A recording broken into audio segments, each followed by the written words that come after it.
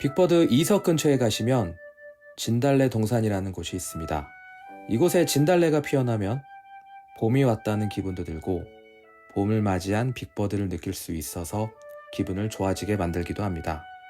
그리고 이번 전남전에서 만난 진달래 동산은 추운 날씨 속에서 진달래가 활짝 피어 있었습니다. 봄이 오고 있음을 느낍니다. 이제 곧 빅버드에서도 벚꽃이 피어나 더욱 따뜻해진 날씨로 우릴 기다려줄 것입니다. 비록 그동안 좋지 못했던 경기력을 반영하듯 지속되는 홈경기 추운 날씨는 우리들의 봄을 방해하는 것만 같았는데요. 지난 전남전에서는 이제 서서히 그 봄이 진짜 오고 있구나, 그런 느낌을 받으셨을 것 같습니다. 따뜻해진 봄, 따뜻해진 경기력은 우리를 위해 최대한 달려오고 있을 것입니다. 전남전 승리 소식을 가지고 찾아뵙습니다. 안녕하십니까. 저희는 골다방 크루입니다. 여러분은 지금 골다방 크루를 듣고 계십니다. 오늘도 어김없이 함께 해주시는 패널분들과 인사 나눠보도록 하겠습니다. 안녕하십니까. 안녕하십니까. 이 시대의 참 예언가 건어스입니다. 반갑습니다. 스테이 험블하십시오. 네. 네. 안녕하세요. 꿀다방의 브라이언입니다. 네, 반갑습니다. 안녕하세요. 청주 사는 계란 강윤입니다. 네, 청사계 우리 강윤님까지 나와주셨고요. 지난 경기 승무패 스코어 맞춘 것도 이야기를 해봐야 되거든요. 건어스님 이걸 또 맞추셨네요. 네. 지난주에 브라이언이 계시록이라는 영화를 봤다고 그랬었나요? 네, 맞아요. 네. 그쵸. 저는 비록 영화를 보지 않았지만 우리의 변버지 변가세의 계시를 받았습니다. 일류첸코와 파울리뇨가 득점해서 2대1로 승리할 것이다. 저는 계시받은 대로 말했을 뿐입니다. 성경 쓰셔야겠다. 제환계시록이라고. 예. 저는 불자이기 때문에 성경은 못 씁니다. 아하. 아니, 놀란 게, 저랑 건어스님은 못 갔잖아요. 근데 네. 이제 서로 카톡을 주고받는데, 이제 파울리뉴 하나 남았다, 이렇게 카톡을 보내시고, 진짜 파울리뉴가 극장골 넣은 거예요. 오호. 그래서- 기가 막혔네. 그래서 깜짝 놀라가지고, 파울리뉴 골 때문에 놀란 게 아니라, 건어스님 말이 갑자기 생각난 거예요, 그게. 골가 갑자기 하나 남았다는 게, 아직 한 발 남았다, 이런 느낌으로. 이것까지 맞추시네, 했죠. 올해 아주 타율이 좋네요. 타율 좋죠. 직관 승률 100%. 아, 그러네. 그렇죠. 100%죠. 작년에 그 역경과 고난을 물리치고. 극복하시고, 이미 작년과 타이 기록이죠. 네, 그렇죠. 그렇네요. 그렇죠. 네. 아니 그 브라이언님 같은 경우는 영레발에 걸었는데, 그 역으로 맞추긴 했죠. 이랜드랑 이제 최근 어디랑 했었죠? 전남이랑. 예. 그래서 2대1, 2대1 맞추긴 했는데 저는 누가 넣는 것까지 맞추는 게 정말 놀랍더라고요. 아니 그 브라이언님 그거 있잖아요. 영레발에 2대1을 딱 걸었어, 진다고. 그죠, 그죠. 저는 역으로 이겨야지 이제 네. 평타를 치는 건데 진짜로 질까봐 저한테 전날부터 형 근데 진짜로 저렇게 치면 저는 어떡하죠? 이러는 거야. 그러니까 그 체감이 이랜드는 로테를 돌릴 것 같으니까 그래도 한 골은 먹혀도 이기지 않을까 했는데 전남은 일단 무패였잖아요. 맞아요. 그래서 살짝 무게감이 다르긴 했어가지고 근데 그럼에도 불구하고 이제 역으로라도 맞췄기 때문에 스코어도 맞췄잖아요, 저는. 그렇죠. 2대1. 네. 어쨌든 하나라도 맞췄습니다. 그래서 저희 구독자분들 오해를 많이 하셨던 것 같은데 정말 영레발 승리하기 위해서 이제 패배로 걸었던 거기 때문에 너그러이 봐주시고 넘어가 주시면 좋을 것 같습니다. 그리고 그날 그쵸, 전남전이죠. 그날 이제 미미 메이지님 오랜만에 만나서 이제 강윤님이 이제 핀 버튼 이제 미미님 메이지님 전해 드리면서 이제 인터뷰를 좀 땄는데 한국말을 잘하시더라고요. 아, 그렇죠. 너무 잘하시죠, 이미. 잘하시는데 이제 제가 이렇게 몇몇 질문을 하는데 그죠, 제가 이렇게 질문을 오가다가 제가 이제 마지막 질문을 던졌는데 대화가 없는 거야, 갑자기. 그 부분은 못 알아듣신 거지. 말을. 근데 이제 제가 영어로 다시 해야 되잖아. 근데 순간 또 세민이 없으니까 이런 데서 또 공백이 느껴지더라고요. 에이. 순간 당황한 거야. 저 영어 능력자 있어야 네. 되는데. 지미스는 리버풀 유경험자시잖아요.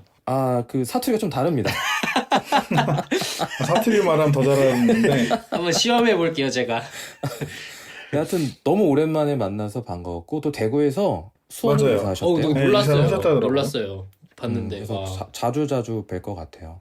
그 오래된 수원 팬들의 특이점이 있잖아요.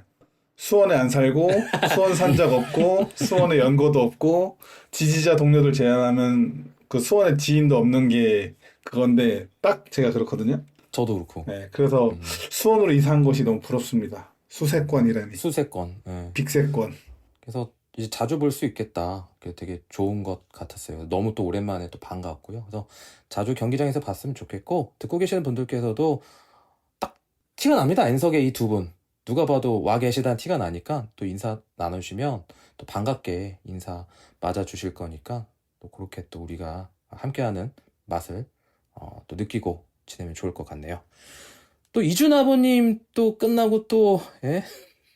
네, 이석 강성을 또 우리가 만났는데요. 그 경기 끝나고 선수단 인사까지 끝난 다음에 이제 저희가 자리 정리하고 있었잖아요. 맞아요. 자기 자리는 거 깨끗하게 써야 되니까. 음, 아름다운 사람이 되기 위해서 머문 자리를 머문 자리는 아름답게 정리하고 예. 있었는데 갑자기 바모스 트리콜로가 엄청 크게 들리는 거예요. 그쵸. 뭐지 왜 저러지 하고 봤는데 왜 저러지라고 할 게 아니었는데 어쨌든 그 AKA 이준이 아버지 허명호님이 아주 AKA 이준이 이모님인 그 예림님과 함께 신나서 응원가를 열창하고 계시더라고요. 목이 좀 남으셨나 봐요. 이석에서 보니까 그걸 다 털고 가시는 모습이 굉장히 인상적이었습니다. 아, 저는 어떤 그 주치자분께서 뭔가 그런 걸 하셨는가 아닌가 싶었는데 아는 사람인 거야. 그래서 경찰에 신고하려다가 아시는 분이어서 뜨거운 에너지를 느낄 수 있어서 역시 강성이에요. 또 우리 그리고- 이준 아버님 강성이. 그리고 재밌었던 게 그 웃겨가지고 재밌어서 제가 이제 영상을 몰래 찍었거든요. 영상을 찍고 나서 나중에 보니까 그 영상에 그 가족들 거기서 노래 부르고 있는데 우모 양이 거기 껴서 신나게 노래를 같이 부르고 있더라고요. 우리 딸 거기가 있더라고. 언제 거기 아니, 가가지고 없- 그러고 있는지. 아니 없어졌는데 거기가 있는 거야. 음. 그래서 참 좋은, 그러니까 또 이기니까 얼마나 신나요. 역전골로 이기니까. 그래서 굉장히 좋게, 기분 좋게 마무리할 수 있었던 것 같고, 또 그날 여러분들 너무나 잘 알고 좋아하시는 수원투님. 수원투님. 수원투님께서 저희 또 골다방 크루를 위해서 선물을 주시고 가셨거든요. 저희 크루원들의 얼굴을 캐릭터화 해가지고 키링을 제작해서 이게 각자 나눠주시고 가셨는데, 저를 너무 좋게 해주셔가지고 감개가 무량합니다. 요즘 그 지브리가 유행하잖아요. 그 챗 GPT인가 이렇게 해갖고. 네. 근데 이제 조우정이 저를 지브리로 자꾸 이렇게 해가지고 뚱뚱하고 되게 늙게 해갖고 보내요. 자꾸 테러를 해요. 근데 이제 수원투님은 저를 되게 좋게 해주셔가지고 너무 좋았고, 이제 허명호님이랑 이제 건어스님 걸 이제 쪼개야 되는데, 그러니까 각각 캐릭터 각각 있으니까. 근데 갑자기 허명호님 걸 하나 드려야 되는데 누군지 모르겠는 거야. 못 알아보시더라고. 안경이 다른데. 그래서 이제 나중에 그걸 알았어. 건어스 안경은 동그랗고 동그란테. 얇고 동그란테. 허명호님 안경은 약간 좀 뿔테. 각진 안경에서 그걸로 구분했죠. 아니 저는 너무 그림 잘 그리셔서 딱 봐도 알겠던데 그거를 이렇게 구분을 못 하시다니. 허허. 너무 다 좋게 만들어 주셔가지고. 허허. 근데 세민, 너무 예. 너무 그림이 귀엽고 또 맞아. 그 우리 수원투님 그림체 알잖아요. 음. 네, 그 그림체에 맞게 우리를 캐릭터화 시켜주셔서 너무나 좀 감사하고 좋습니다. 저도 지금 제일 많이 메고 다니는 가방에 소중하게 걸어놨습니다. 세민이는 그 변요한처럼 나왔어요. 아니 저는 그 사진을 봤는데 또 지미스님이 이상한 또 잘생긴 분 한 분 연예인 해가지고 빗대가지고 변요한. 이게 계속 미생 때 변요한. 그 프레임 씌워져요. 이러면 안 돼요, 지미스님. 그럼 안 돼요. 기분 좋아할 것 또 같은데. 누구였죠? 원래 변요한 이전에 누구였죠? 연예인? 아니, 짭 이강인? 맞아. 이강인 있었구나. 이강인. 짭강인. 축구도 한번 해야 되는데. 유명 인사 나오면 다 세미님한테 갖다 붙이는 걸로. 네. 하여튼 다시 한번 수원툰님께 정말로 진심으로 저희 모든 크루원이 감사함을 전해드리도록 하겠습니다. 개 큰 감동 받았습니다. 맞습니다. 예. 마지막으로 현장에서 저에게 많은 격려와 응원해 주시는 것 너무나 감사드립니다. 직접 자석을 만들어서 오신 그 구독자분들도 계시더라고요. 저희 선물로 주시기 위해서. 예, 그리고 또 날씨가 좀 추워졌기 때문에 핫팩을 주고 가신 분도 계셨는데, 이분 나중에 알고 보니까 저희 댓글을 많이 달아주시는 김정룡의 삭발교실이라는 닉네임을 가지신 분이 주신 것 같더라고요. 어떻게 해야 삭발교실, 삭발은 안 하셨던 것 같은데? 그죠? 이분? 네, 맞아요. 네. 그래서 그거 알았으면 저희가 좀 음료수라도 좀 사고 이랬을 텐데 그걸 그렇죠. 몰랐어요. 예. 그래서 아마 저희 댓글 두 번째로 최대 주주시지 않을까 싶어요. 최대 주주는 저기 이준 큰어머님 이시고 그래서 현장에서 저희가 그걸 몰라가지고 인사가 너무 미흡했던 것 같습니다. 너무나 죄송하고요. 다음에 꼭 또 다시, 인사 해주시면 더 반갑게 저희가 네, 맞아드리도록 하겠습니다. 하이파이브도 하고 네 그러도록 하겠습니다. 아무튼 현장에서 또 강유님이랑 저랑 걸어가고 있는데 팟캐스트 잘 듣고 있습니다 이렇게 외쳐주신 분도 많았거든요. 그래서 진심으로 저희의 이런 뭐랄까 저희가 뭐 보상받고자 하는 건 아니지만 이런 격려를 받으면 굉장히 또 큰 힘이 됩니다. 그래서 응원해 주시는 거 다시 한번 너무나 감사드립니다. 간만에 신나서 스몰 토크가 좀 길어졌는데요. 어서 저희가 준비한 이야기 시작해 보도록 하겠습니다. 지난 3월 29일 토요일에 열렸던 빅버드 홈 경기. 전남전은 우리 수원이 2대1로 짜릿한 역전승을 거뒀습니다. 이 경기 지켜보신 패널분들 소감부터 듣고 시작하겠습니다. 먼저 직관하고 오신 강윤님부터 시작하도록 하겠습니다. 네, 반드시 이겨야 되는 경기였고 또 이겨서 너무나 다행이었던 경기였습니다.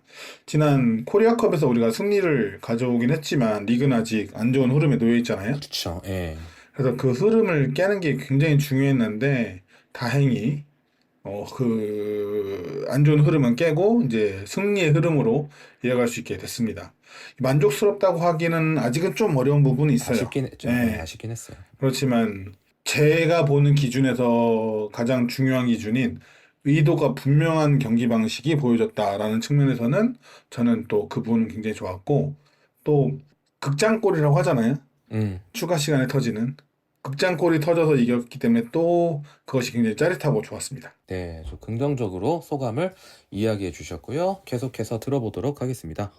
저도 비슷한데요. 짜릿한 역전승과 결과를 가져온 효과로 어찌 보면 연승으로도 갈 수 있는 값진 승리라고 봅니다. 그치만 이 승리가 단순하게 우리가 압도했다라고 말할 수는 없을 것 같아요. 왜냐면 위협적인 장면이 서로 주고받았기 때문에 그래서 경기력을 끌어올리는 단계라고 생각이 들었습니다. 그래서 긍정적인 면도 있지만 네, 위협적인 또 면도 아쉬웠던 부분도 있었다. 이렇게 소감을 이야기해 주셨고요. 이분 소감이 굉장히 궁금한데요. 건너스님 소감까지 들어보도록 하겠습니다. 네, 소감을 쓰는데 굉장히 많은 시간을 할애했습니다. 고민을 참 많이 그랬을 했는데요. 것 같습니다. 네. 네. 근데 어쨌든 짧게 정리가 되더라고요. 라인업을 보고 깜짝 놀란 가슴, 좋은 경기력으로 쓸어내렸으나 첫 실점을 하자마자 이런 대사가 떠올랐습니다. 뭡니까? 시나리오 쓰고 있네 이 미친 땡땡땡들. 예. 아, 극장? 예. 영화 같았다. 90분짜리 블록버스터급 시나리오 잘 쓰더라고요. 아주 재밌게 잘 봤습니다. 기승전결이 확실했죠? 이번 네, 경기. 그렇죠. 어쨌든 세 분 다 그 아쉬움은 있지만 그 긍정적인 소감을 또 이야기해 주셨습니다. 그 앞에서도 저희가 언급을 해 주셨는데 선발 라인업 이야기부터 해봐야 할 것 같은데 매우 파격적인 라인업을 냈더라고요. 저희가 예상을 각자 하잖아요. 저희 패널분들도. 거의 뒤집는 결과 모두 다 진짜 전혀 예상하지도 못한 그런 라인업이 나왔는데 보통 1시간 전에 명단이 발표되는데 저는 오타인 줄 알았어요. 진짜로. 내가 잘못 봤나? 이랬는데 자, 세라핌, 김지호 양 윙에 일류첸코 원톱, 그다음에 파울리뇨를 공미처럼 쓴 것 같고 그 뒤를 최용준, 홍원진이 미드필더로 구성을 했고요. 왼쪽부터 수비 라인은 이기재, 고종현, 권한규, 이건희가 포백. 골키퍼는 양용모 선수가 복귀했습니다. 먼저 U22 자원이 3명이나 포진했는데 후반에 또 박성수 선수까지 오면은 총 출전한 선수가 4명이나 가용된 경기였거든요. 저는 개인적으로는 이해하기가 쉽지는 않았습니다. 다들 어떻게 보셨는지 궁금하네요. 뭔가 이해가 안 가긴 했어요. 근데 이해를 어떻게 해봐야 할까 생각을 하고 경기를 보는데 김지우 선수는 이전부터 기회를 계속 부여해주고 있었고 김주찬 선수의 병역 문제로 인한 김지우 선수를 계속 기용하려는 것으로 보여서 그래서 제가 예측을 했거든요. 지난주에 김지우 선발로 나올 것 같다 팟캐스트에서. 그리고 지난 이랜드전에서도 나쁘지 않은 활약을 보여줬기 때문에 명단에 결국에 올렸다고 보고, 또 그 팟캐스트에 제가 그때 20분 정도 활약하고 브루노랑 교체될 것 같다 했는데 정확히 그렇게 시행이 되더라고요. 그래서 김지우 선수는 이런 느낌으로 납득이 됐고, 고종현 선수는 다소 의아할 수 있다고 저는 생각이 들긴 해요. 왜냐면은 한호강 선수를 제끼고 바로 선발 명단에 들었죠. 이 부분에서 맞죠. 예, 예. 제가 느낀 바로는 고종현 선수가 현 폼으로는 한우강 선수보다 낫다고 생각을 하긴 합니다, 저는. 왜냐면은 전적으로 실력의 우위를 두고 변성환 감독님이 기용을 하지 않았을까라고 생각을 해서 고종현 선수를 넣었고, 고종현 선수에 대한 우려가 컸지만 최근 두 경기 동안 보여준 폼은 좋다고 결과적으로는 내릴 수 있을 것 같거든요. 리그컵과 직전 리그전 그리고 공중권 장악에도 좋은 모습을 보였고, 저는 고종현 선수 편을 들고 싶진 않은데 이 선수가 나이대에 비해서 피지컬이나 플레잉 자체가 준수하다고 생각을 해요. 어떠한 면이냐면 그 준수한 면이 약간 빌드업도 나쁘진 않다고 생각을 했고, 신체 조건도 말했듯이 좋다 보니까 발도 느리진 않다고 생각을 하거든요.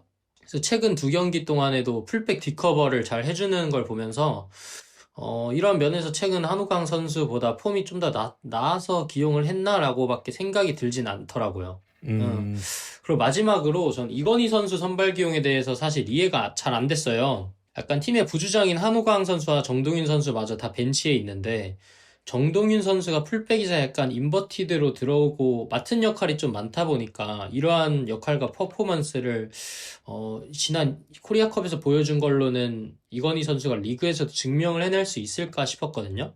그냥 그런 의문이 좀 들었는데 아직도 신인이고 기회를 기존에도 많이 부여받지 못했었으니까 오히려 저는 변수환 감독님이 너무 전남을 방심하는 건 아닌가라는 생각도 들었거든요.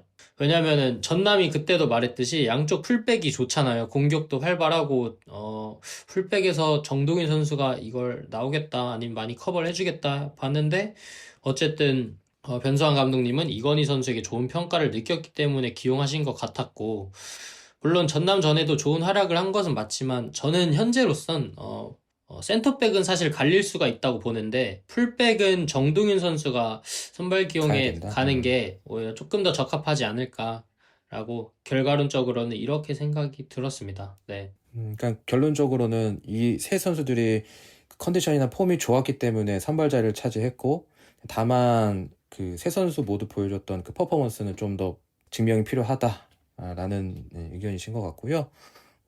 커너스님 의견도 한번 들어보겠습니다. 예. 일단 먼저 선발 라인업이 공개됐을 때 굉장히 좀 놀랐었고요. 네. 그렇죠. 예, 이건희, 고정현 같은 경우에는 코리아컵에서 나름 준수한 활약을 해줬기 때문에 곧 리그에서도 나오겠다 생각은 했지만 이렇게 빨랐어요. 빨리 나올 줄은 몰랐어요. 네, 홍원진, 김지호 선수의 선발은 정말 의외였는데요. 우리가 지난번에 코리아컵 얘기를 할 때 김상준 선수에 대해서 얘기를 많이 했지 홍원진 선수에 그러니까. 대해서는 얘기를 거의 안 했었거든요. 예. 예, 물론 뭐 개인 기량으로 본다면 김상준 선수보다는 홍원진 선수가 더 위라고 할 수는 있겠으나 공격 능력만 봤을 때는 그래도 이민혁이 더 뛰어나다고 저는 봤거든요. 저도 동감합니다. 예. 그리고 이제 우리가 김지호 선수의 선발을 지난 시간에 브라이언 님이 예측을 할 때 U22 카드로 이제 써야 하기 때문에 김지호가 나올 것이다라고 생각을 했지. 그렇죠. 예, 실력으로 나올 거라고 생각은 안 했었거든요. 못했죠, 사실. 예. 근데 U22가 수비에 두 명이나 있는데 굳이 용병을 내세우지 않고 김지호 선수를 냈다는 거에서 되게 의아했고, 결국에는 대부분 그랬죠. 예, 결국에는 25분 만에 교체됐기 때문에 맞아요. 굳이 쓰지 않아도 되는 교체 카드를 썼거든요. 그래서 이 부분은 저는 개인적으로 아직도 좀 의문이긴 합니다. 그것도 저도 매우 동감하고 있습니다. 네. 네, 저는 먼저 포메이션 먼저 얘기를 하고 싶은데요. 플레이 우리의 방식을 본다면 우리가 그날 가져온 포메이션을 또 좀 이해할 수 있어서 얘기를 좀 먼저 하겠습니다. 그간 수원은 매우 높은 라인을 바탕으로 강한 전방 압박을 구사하기 위해서 4-1-4-1의 포메이션을 사용을 해왔어요. 저희가 매번 팟캐스트를 통해서 지적한 것이 수원의 압박이 풀리고 나면 상대의 역습이 너무 매서워진다. 우리가 앞으로 쏠려 있기 때문에.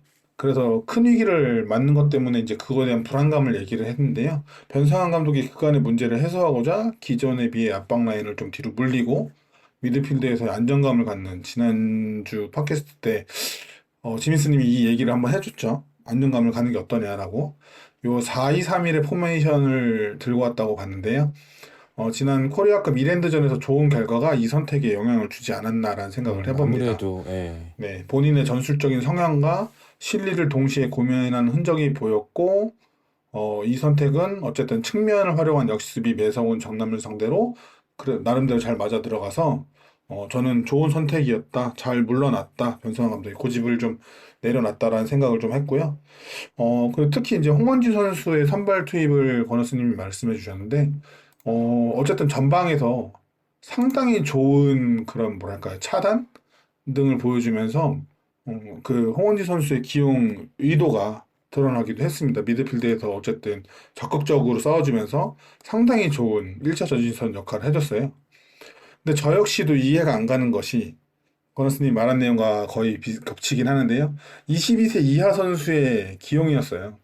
맞아요. 네, 그 팟캐스트를 녹음하고 있는 오늘 수요일이거든요. 수요일 공개된 구단 영상에서 변성환 감독이 코리아컵에서 보여준 모습으로 선수를 기용했다라고 그 기용의 의도를 밝혔거든요. 그렇지만 저는 그럼에도 좀 아쉬움이 좀 남습니다. 22세 이하 선수를 3명이나 출전시킬 정도로 우리 팀이 여유로운 상황이었는지. 절대 아니죠. 네. 그거는. 네. 그리고 정말 기회를 줄 거였으면 왜 전반 중반에 김지우 선수를 교체시켰는지 이 두 가지 의문인데요. 현재 교체 규정상 22세 선수 2명만 선발로 출전해도 경기 교체 인원을 5명으로 확보를 할 수 그렇죠. 있습니다. 네. 네, 그래서 규정을 이용하며 선수에게 기회를 줄 거면 2명만 출전을 해도 되는 거였죠. 김지우 선수가 못했다라고 하는 건 아니지만 교체로 들어온 브루노 실바 선수의 활약을 생각을 하면 굳이 거기에 교체 카드를 소모를 해야 했나? 라는 비판을 어느 정도는 받을 수 있다라고 생각을 합니다. 결국 여유로운 우리 상황도 아니었고 기회를 제대로 주지도 않았기 때문에 결과가 좋게 나와서 다행이지 그렇지 않았다면 이것은 상당히 큰 비판점이었다라고 생각을 하고요. 또 개인의 생각은 다르겠지만 저는 이건희 선수와 박승수 선수 후반에 투입됐던 이 선수들의 활약을 보면 어느 정도는 이 선수들의 투입은 납득이 되는 정도의 활약이었다 생각을 해요.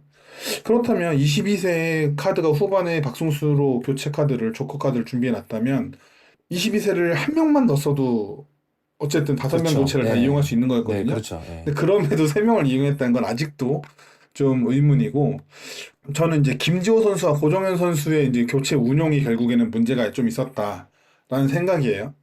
고정현 선수는 지난주에 밝혔던 제 어떤 그 선수의 행동에 대한 생각과는 별개로 고이의 어린 나이임에도 불구하고 이 프로 선발 경기에서 상당히 경쟁력이 있는 모습을 보여줬다고 생각을 합니다. 작년 경남전 선발로 나왔을 때보다 좀 더 스텝업한 모습을 보여준 건 사실이에요. 특히 이제 세민이 말한 대로 헤딩에 공중볼에 이제 이 선수가 특화돼 있고 키가 크기 때문에 그렇다고 했는데 실제로 이날 경기에서 공중경합 4번 성공으로 팀 내 최다 공중경합 승리를 가져와요. 그래요? 네, 8번 붙어서 50% 성공률을 기록하거든요. 그래서 4번 이긴 건데, 근데 또 그게 한편으로는 아쉬운 거는 이제 하남 선수를 막으라고 붙인 건데, 하남 선수와의 경합에서는 좀 지는 모습을 또 보이기도 해서 이게 아리까리합니다. 그러니까 좋은 면이 분명히 있지만 아직 어리기 때문에 애매한 부분이 있죠. 근데 이제 제가 이 선수의 능력을 뜻하는 게 아니라 운용에 대해서 아쉬운 거예요. 제가 제 기준에서 가장 교체가 없어야 되는 포지션이 수비 라인이고 그 중에서도 가장 중요한 건 센터백이라고 생각을 해요. 차라리 수비를 위해서 우리가 이기고 있는 상황에서 센터백 한 명을 더 추가해갖고 5백을 만든다거나 하는 상황이라면 모를까. 홈에서 1대1로 비기고 있는 상황에서 공격적인 교체가 아닌 센터백을 교체한다는 것은 진짜로 이해하기 어려운 운용이라고 저는 생각을 하고 이것도 마찬가지로 이겼기 때문에 지금 조용한 거지 그렇지 않았다면 여러 가지 비판을 처할 만한 선택이었다고 봅니다. 만약 이게 체력적인 문제였다면 고정현이 체력이 떨어져서 한동강으로 바꿀 수밖에 없었다라고 하면 감독의 선택은 더더욱 비판받을 만한 선택이었다라고도 이야기하고 싶습니다. 그러니까 운영적인 면에서 아쉬웠다 이렇게 보시는 거고요. 그도 그렇게 고종현 선수가 키가 굉장히 크잖아요. 그래서 그 선입관이라는 게 있단 말이에요. 헤딩을 되게 잘 따내줄 것이다 하고 그런 부분이 있는데 제가 하이라이트를 보니까 하남이었나? 이제 공 넘어오는데 하남이랑 경합하는 데서 하남과의 몸싸움과 위치 선정에서 져가지고 헤딩도 못, 그러니까 점프도 못하는 상황이 있었거든요. 그래서 아직은 그런 부분은 아쉬운 것도 있다. 좀 그렇게 느끼는 것 같고. 거기 한마디 붙이면 음, 경합 승리가 4회라고 뜨는데 예, 이제 제가 그래서 좀 찾아봤어요. 경합이 어떻게 됐는지를 경기를 돌려보면서. 근데 이제 헤딩은 따냈지만 그게 우리로 갔는지도 중요하잖아요. 그렇죠. 그런 확률도 그렇게 높지는 않다더라. 그런 음, 부분도 아직은 이 선수가 더 성장하면서 보완해야 될 점이다. 이런 얘기도 좀 하고 싶어서 이 선수의 기용이 과연 옳은 것이었나? 라는 생각은 조금 하게 됩니다. 네, 하여튼 정말로 다 이제 이구동성으로 저희가 그 하고 있는 얘기는 의아했다. 네, 이걸로 좀 통일할 수 있을 것 같고요. 이 부분도 지켜봐야 될 것 같은 게, 그 잠깐 저희가 앞에서 다뤘지만 홍원진, 최영준의 투미들이었던 것 같고 파울리뉴의 공미롤이라고 봐야 될까요? 그 지난 서울 이랜드전에서 얻은 힌트가 바로 이어진 거 아닌가. 그 평소와 다른 미드필더 구성을 들고 나왔는데 뭐 중원 장악력이나 이런 부분에서 어떤 의도가 있었다고 보십니까? 전남을 상대하기 위한 전술적 기용이 아니었나 하는 생각이 들었습니다. 기본적으로 전남이 5-3-2 전술로 들고 나왔고, 우리가 지난번 얘기했던 것처럼 양 윙백인 김예성과 김용환의 공격 가담이 매우 좋았기 때문에 수비 상황에서 우리도 숫자를 한 명 더 늘려줄 필요가 있었거든요. 기존 경기를 생각해보면 최영준 선수가 좌우 가리지 않고 커버를 잘 해줬지만 그 커버가 뚫리는 순간 큰 위기를 맞았었기 때문에 후방에서 안정감을 더하면서 최영준의 부담을 좀 줄여주기 위함이 아니었나 하는 생각이 들었고요. 홍원진 선수는 공격에서는 좀 아쉬운 모습을 많이 보여줬던 반면에 이번 경기에서 수비적으로는 매우 괜찮은 모습을 보여줬기 때문에 저는 일리 있는 라인업이었다라는 생각을 했습니다. 그 홍원진 선수 얘기를 먼저 하면 경기를 보면서 제가 드는 인상은 싸고 치운다였습니다. 냉정하게는. 이거 예, 제 옆에서 계속 얘기를 하셨었거든요. 네. 조금 바꿔서 말하면 치운 다음에 싸더라고요. 1차 저지를 잘하고 선 치우고. 예. 1차 저지를 잘하고 그 후속 처리가 조금 아쉬웠어요. 그러니까 분명 이 선수가 강점이 있거든요. 그러니까 이 선수가 청주에 있을 때는 패스가 강점이었거든요. 특히 이제 킥이. 근데 수원에 오고 나서 완벽하게 이 롤이 바뀌었잖아요. 자기가 네. 전개하는 네. 롤이 아니니까. 그래서 그거에 굉장히 적응을 잘하고 있다라는 것은 높게 사고 있는데 확실히 아직은 몸에 꼭 맞은 옷은 입은 건 아니다. 근데 자신을 옷에 맞춰가고는 있다. 이런 점에서는 또 좋게 제가 평가를 하고 싶은 부분이고요. 이 롤과 이 포메이션 수정에 대해서는 제 요즘 구단 영상들이 하도 많이 나와가지고 제가 뭘 봐서 기억나는 건지 정확히 기억이 안 나는데 한 영상에서 변성환 감독이 결정지을 체력이 있어야 되는데 꼬문 앞까지 가져가거나 만드는데 힘이 다 빠져서 결정을 못해 이러면서 막 화를 내는 장면이 이렇게 있어요. 네, 선수들한테 그걸 아주 지적을 하는데 전방 압박과 이제 그것으로 인해서 탈취하는 전술은 순간적인 체력 소모가 상당히 큰 전술입니다. 순간적으로 달려들어야 되기 때문이죠. 그렇죠. 네. 예, 수원은 리그 4라운드까지 치르면서 좋은 압박과 탈취로 찬스를 만들었지만 결정짓지 못하는 모습들을 반복을 했어요. 그래서 그 점에 대한 수정이 이 전술 형태로 들어간 것이 아니었나라고 저는 좀 추론을 하는데요. 4번이나 같은 방식이 성공하지 못했으니 5번째는 다른 방식을 택한 거죠. 그 리그와 또 코리아컵을 통해서 이란도와 붙은 2번의 맞대결이 있었잖아요. 네. 거기서 기록한 4번의 필드골을 생각했을 때 우리는 압박을 통한 탈취보다 우리가 계획한 대로 뒤에서 만들어가는 방식이 더 확률이 높다라는 것을 좀 이해한 게 아닌가 싶습니다. 탈취해서 넣은 골은 없고 어쨌든 뭐 스코어나 경기 네. 분위기가 상관없이 뒤에서 만들어간 골들로 넣었잖아요. 그래서 저는 좀 적절한 수정이었다고 보고 이 올해 8라운드, 9라운드를 치르나요? 네, 39라운드 치르죠. 네, 이제 39라운드 5개 치렀으니까 앞으로는 34라운드 남았는데 이 34라운드 동안 모든 팀과 모든 경기를 앞에서부터 눌러서 이길 수가 없습니다. 맞습니다. 네, 그렇게 생각한다면 앞으로를 생각해도 길게 보고 좋은 변화다라고도 저는 생각을 합니다. 결국에 감독님이 중원 조직의 변화를 좀 가져갔던 게 유효하지 않았나 이렇게 보시는 것 같고요. 브라이언님 또 어떻게 보셨습니까? 지난 그 홍원진, 김상준 조합으로 투볼란치의 조합이 어쨌든 그 좋았잖아요. 그리고 이번 라인업도 대체적으로 상대를 맞춤으로 경기를 운영하는 데 있어서의 하기 위한 방식으로 나왔다고 느끼는데 홍원진 선수를 기용한 것 자체가 조금 더 이번에 높은 위치에서도 플레이를 했던 걸로 기억을 해요. 근데 그치만 이날 경기는 약간 애매했거든요. 이 선수가 이 롤에서 하는 방식 자체가 공격으로 이어나가주는 것도 그렇고 수비는 뭐 투지 있게 했다고 한들 그래서 저는 사실 애매하긴 했어요. 왜냐면은 이 자리가 곧바로 또 새로 영입된 선수 이규성 선수가 꿰찰 수도 있겠다라는 생각을 좀 들어서 그리고 그 파울리뉴 선수도 그랬듯이 그 공리에서 잘 터질 수 있는 조합을 변성환 감독님도 찾고 시도를 하고 있는 것 같아요. 나름 찾았다고 보고 있거든요. 예, 근데 이제 그 자리를 하나의 짝꿍을 홍원진 선수가 이제 포텐셜 있게 이어갈 수 있느냐에 대한 어떠한 시험대였던 것 같기도 해요. 그럼 보셨을 때 지금 이런 전체적인 전술의 키포인트, 키플레이어를 파울리뉴로 둔 게 아닌가라는 생각이 들거든요. 이건 어떻게 생각하세요? 그러니까 이게 파울리뇨를 10번 자리에 쓰는 것만으로 이 변화가 생긴 것 같진 않고 결국에는 센터백 조합이 바뀐 것도 이 모든 거를 다 연결시키기 위한 거라고 저는 봤거든요. 그러니까 이제 우리가 센터백에서 항상 문제가 되었었던 게 이제 정동윤이 밀린 이유도 저는 비슷하다고 보는데 우리가 양 윙백이 적극적으로 앞으로 전진하지 못하고 항상 내려와서 3명이서 후방 빌드업을 했단 말이에요.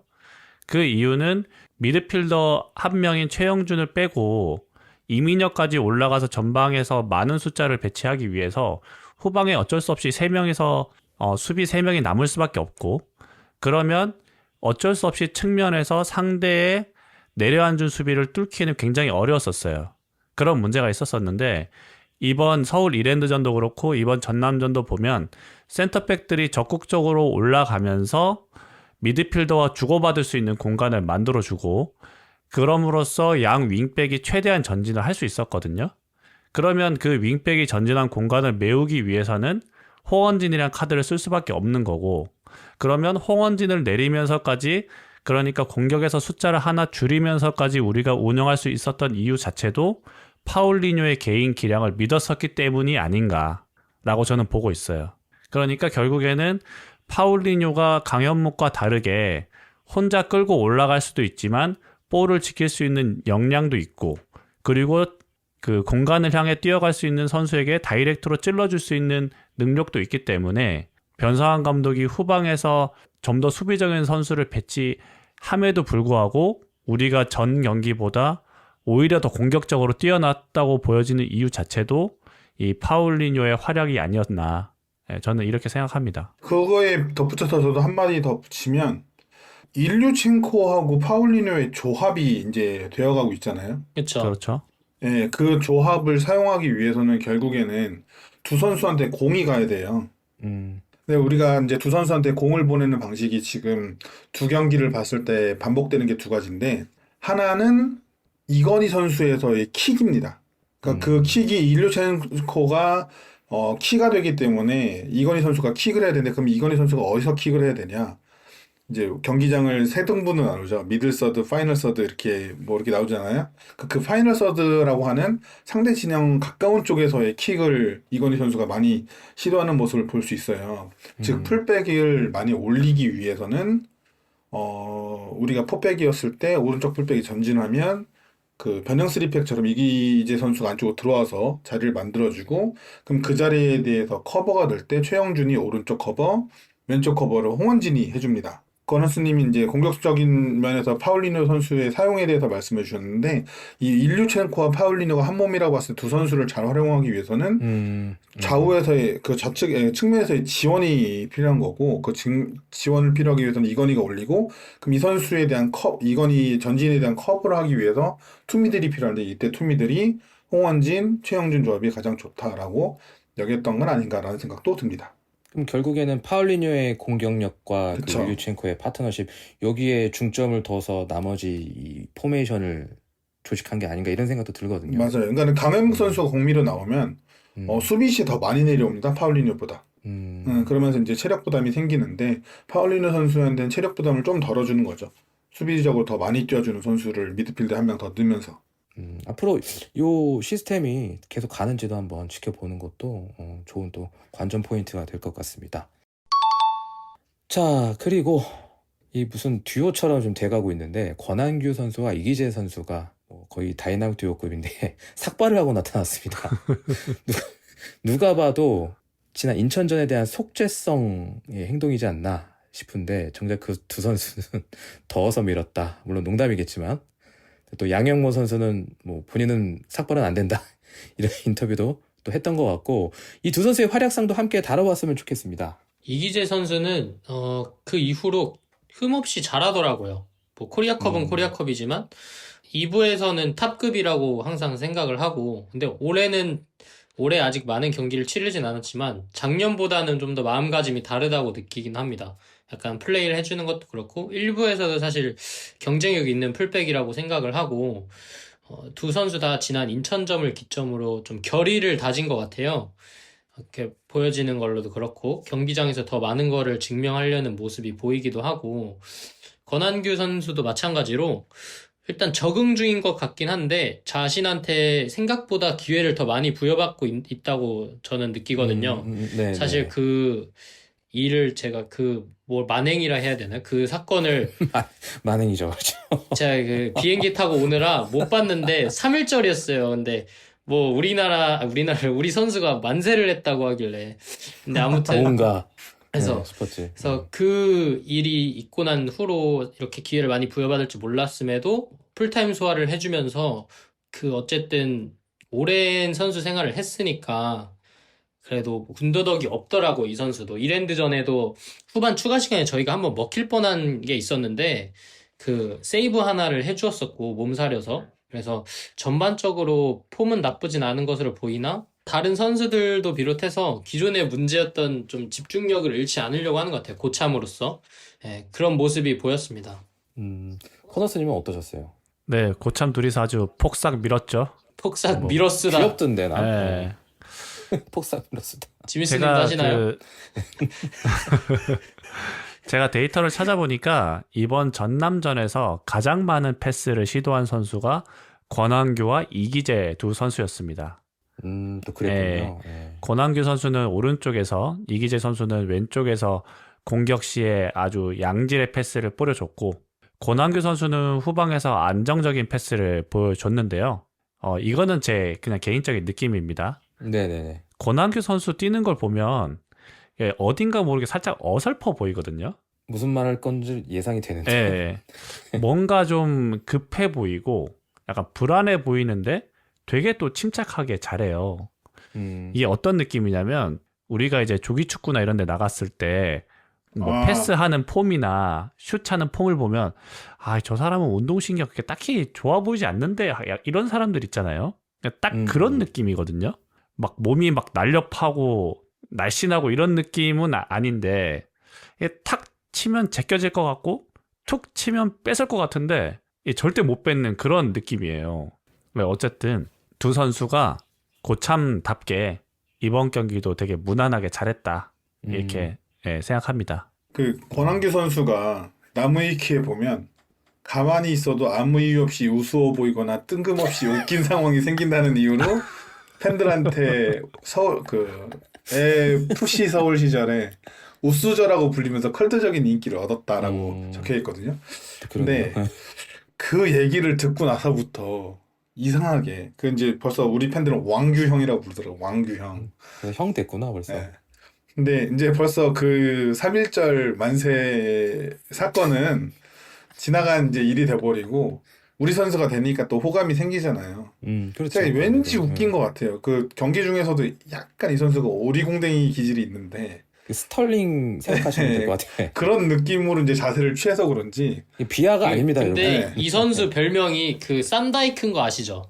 그것도 이제 옛날에 네, 들었죠. 자신이 빨래하듯한 그 대실수를 하고 다시 대활약 플레이를 해서 그래서 약간 버질 반데이크를 빗대서 산다이크라고 하더라고요. 그 싼이 좋은 건 아니잖아요, 지금.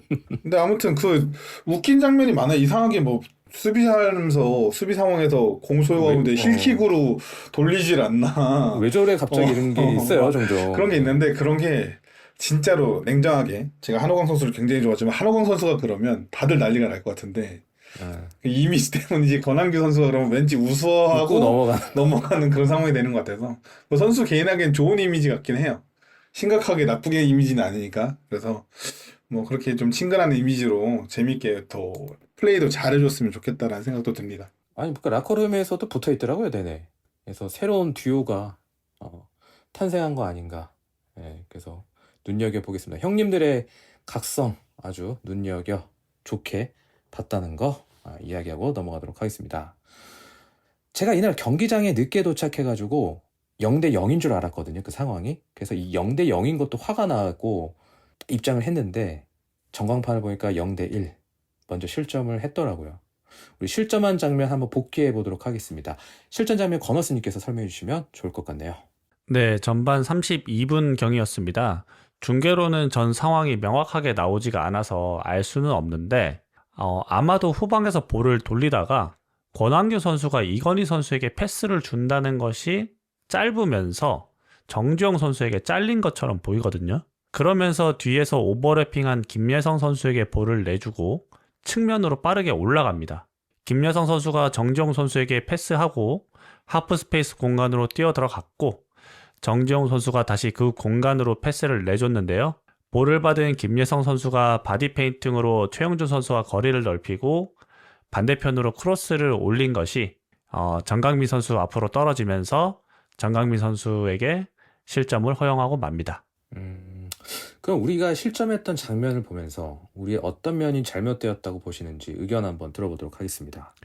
네, 일단 앞서 말씀드렸듯이 권한규 선수의 패스 미스에서 시작된 것 같은데 이게 중계로는 왜 패스 미스가 나왔는지 알 수 없기 때문에 뭐 이 부분에 대해서는 얘기를 할 수는 없을 것 같고요.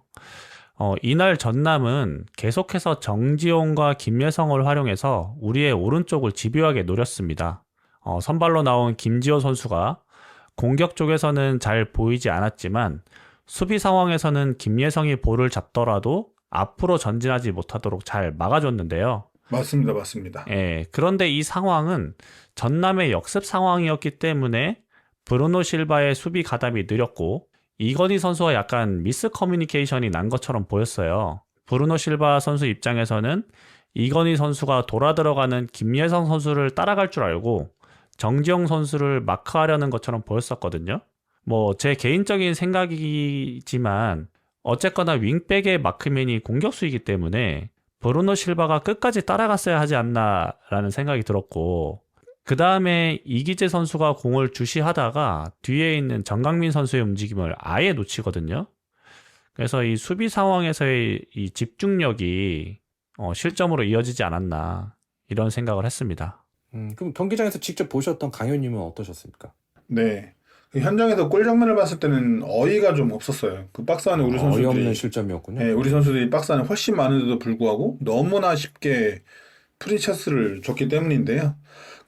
저도 현장에서 명확하게 못 봤던 게 중계 화면에도 나오는데 파울린 선수가 넘어져요.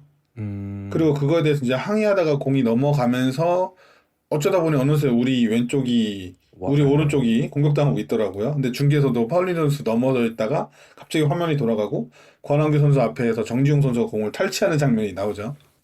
근데 중계를 제가 다시 보니까 또 이제 두 가지 아쉬운 점이 있었는데 이 부분들이 다 건우스님과 비슷하면서도 좀 다른 부분일 수 있어서 말씀드려보면 그 왼쪽에서 공을 몰고 오던 전남의 김예성 선수가 같은 팀의 정지영 선수에게 패스를 주고 뛰어 올라가요. 오버랩을 가는 거죠. 그 브루노 실바가 이제 윙 상황에서 수비니까 수비를 위해 잘 따라 내려오다가 여기서 이제 문제인데 멈췄습니다. 그러면서 애매하게 가운데 쪽 길을 막아요.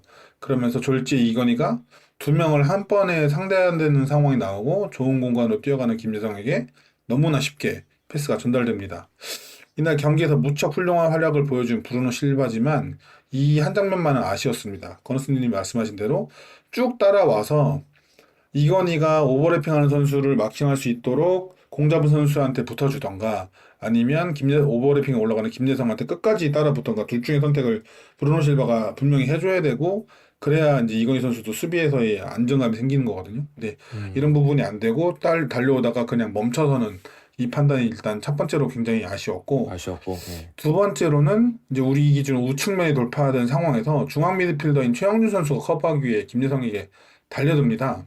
물론 이제 돌파가 당한 상황부터 형태가 무너진 건 어쩔 수 없지만 최영준 선수의 커버가 있으면 어느 정도는 포메이션을 지켜야 되는데 지나치게 다 앞으로 쏠려요. 그러면서 반대편 뒷공간을 그냥 내주게 되는 거죠.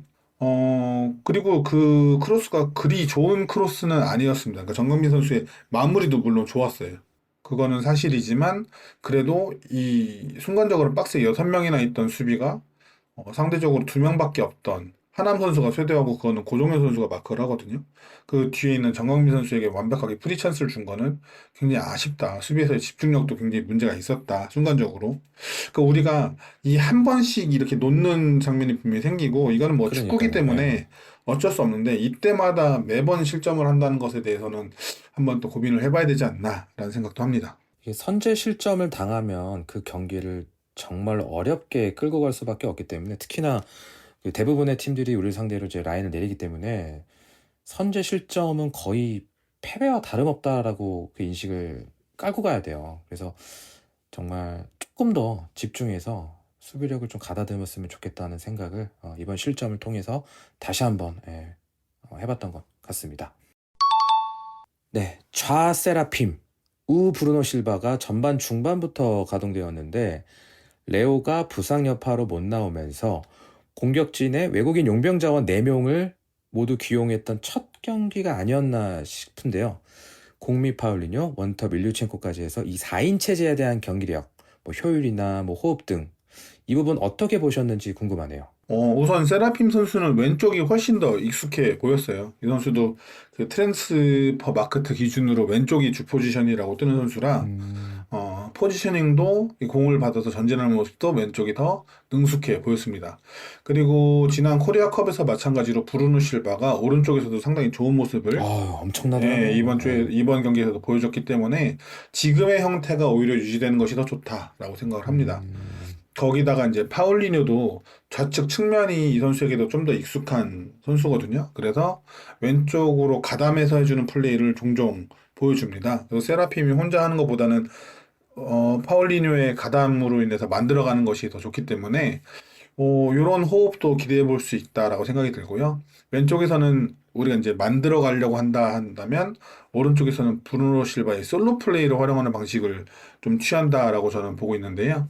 브루노 실바의 개인 능력도 좋고 이번 경기에서 보여준 대로 몸을 사리지 않고 거기 적극적으로 부딪히는 허슬이 상대 수비에게 상당히 부담을 주기 때문에 우측면에서는 이번 경기처럼 풀백이 가담하는 식으로 실바를 지원하는 형태를 만드는 것이 좋아 보이지 않을까라고 생각을 해요. 그리고 마지막으로 이제 중앙에 일류첸코와 파울리는 이제 한 몸이 돼가고 있는 것 같아요. 전형적인 빅앤 스몰 조합이다라는 생각이 들고 일류첸코가 정말로 이거 우리가 이제 이 선수가 정말 잘하는 건지 작년에 너무 아니었던 선수를 봐가지고 비교 우위로 너무 일류첸코를 좋게 보는 건지 지금 헷갈리긴 하는데 이 받고 소유하고 다시 내주는 것이 너무 좋더라고요. 그리고 또 공중볼에서도 강하기 때문에 일류첸코에게 전달될 때마다 이 파울리뉴 선수가 굉장히 주위로 적극적으로 붙어주면서 이제 호흡을 맞추려고 하는 패턴을 만들어가고 있는 것 같아요.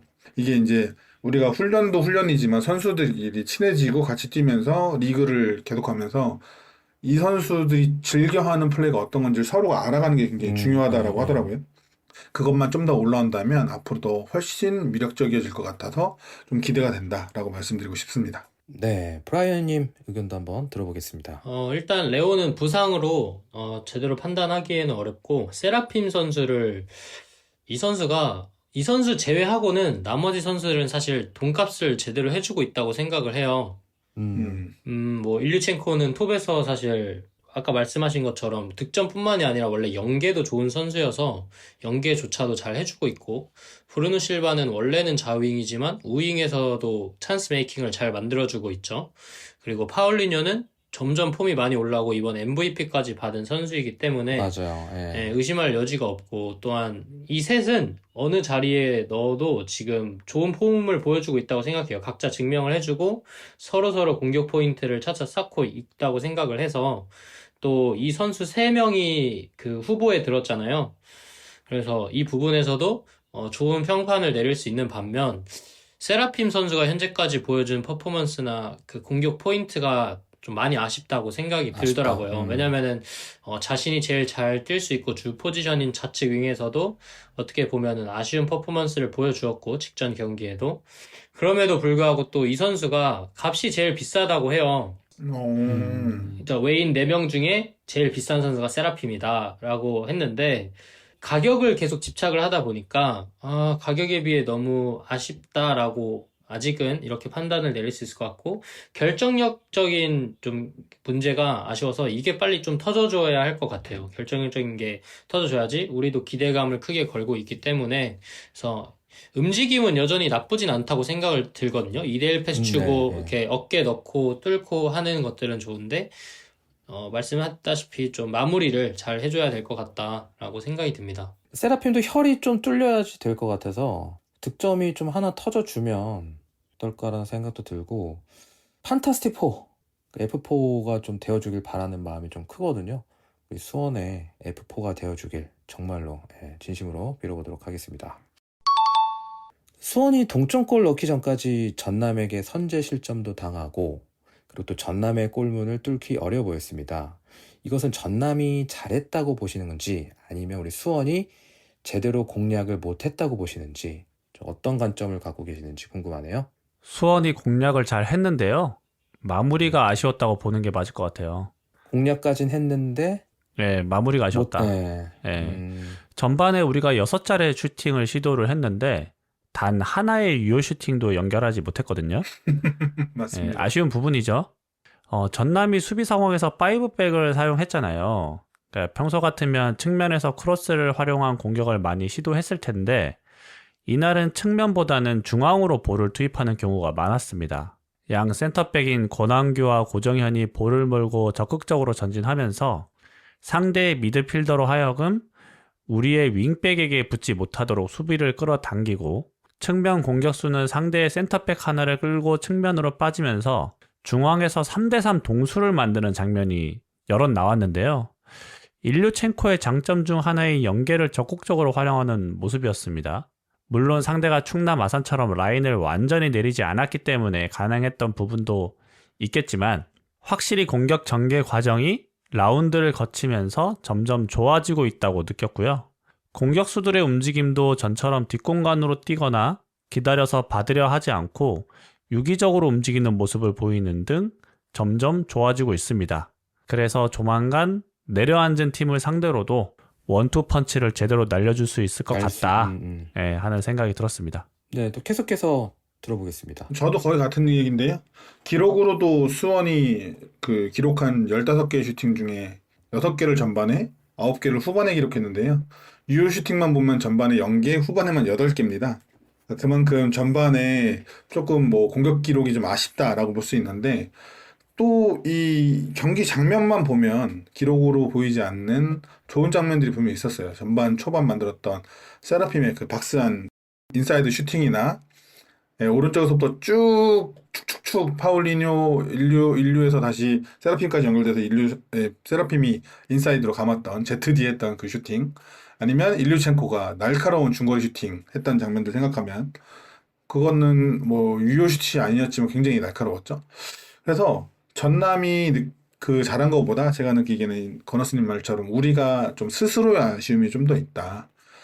그런데 이런 것에 더해서 하나 더 얘기하면, 그 전남의 공격 시도를 끊어내거나 탈취하는 상황을 잘 만들거든요. 중간중간 전반에도.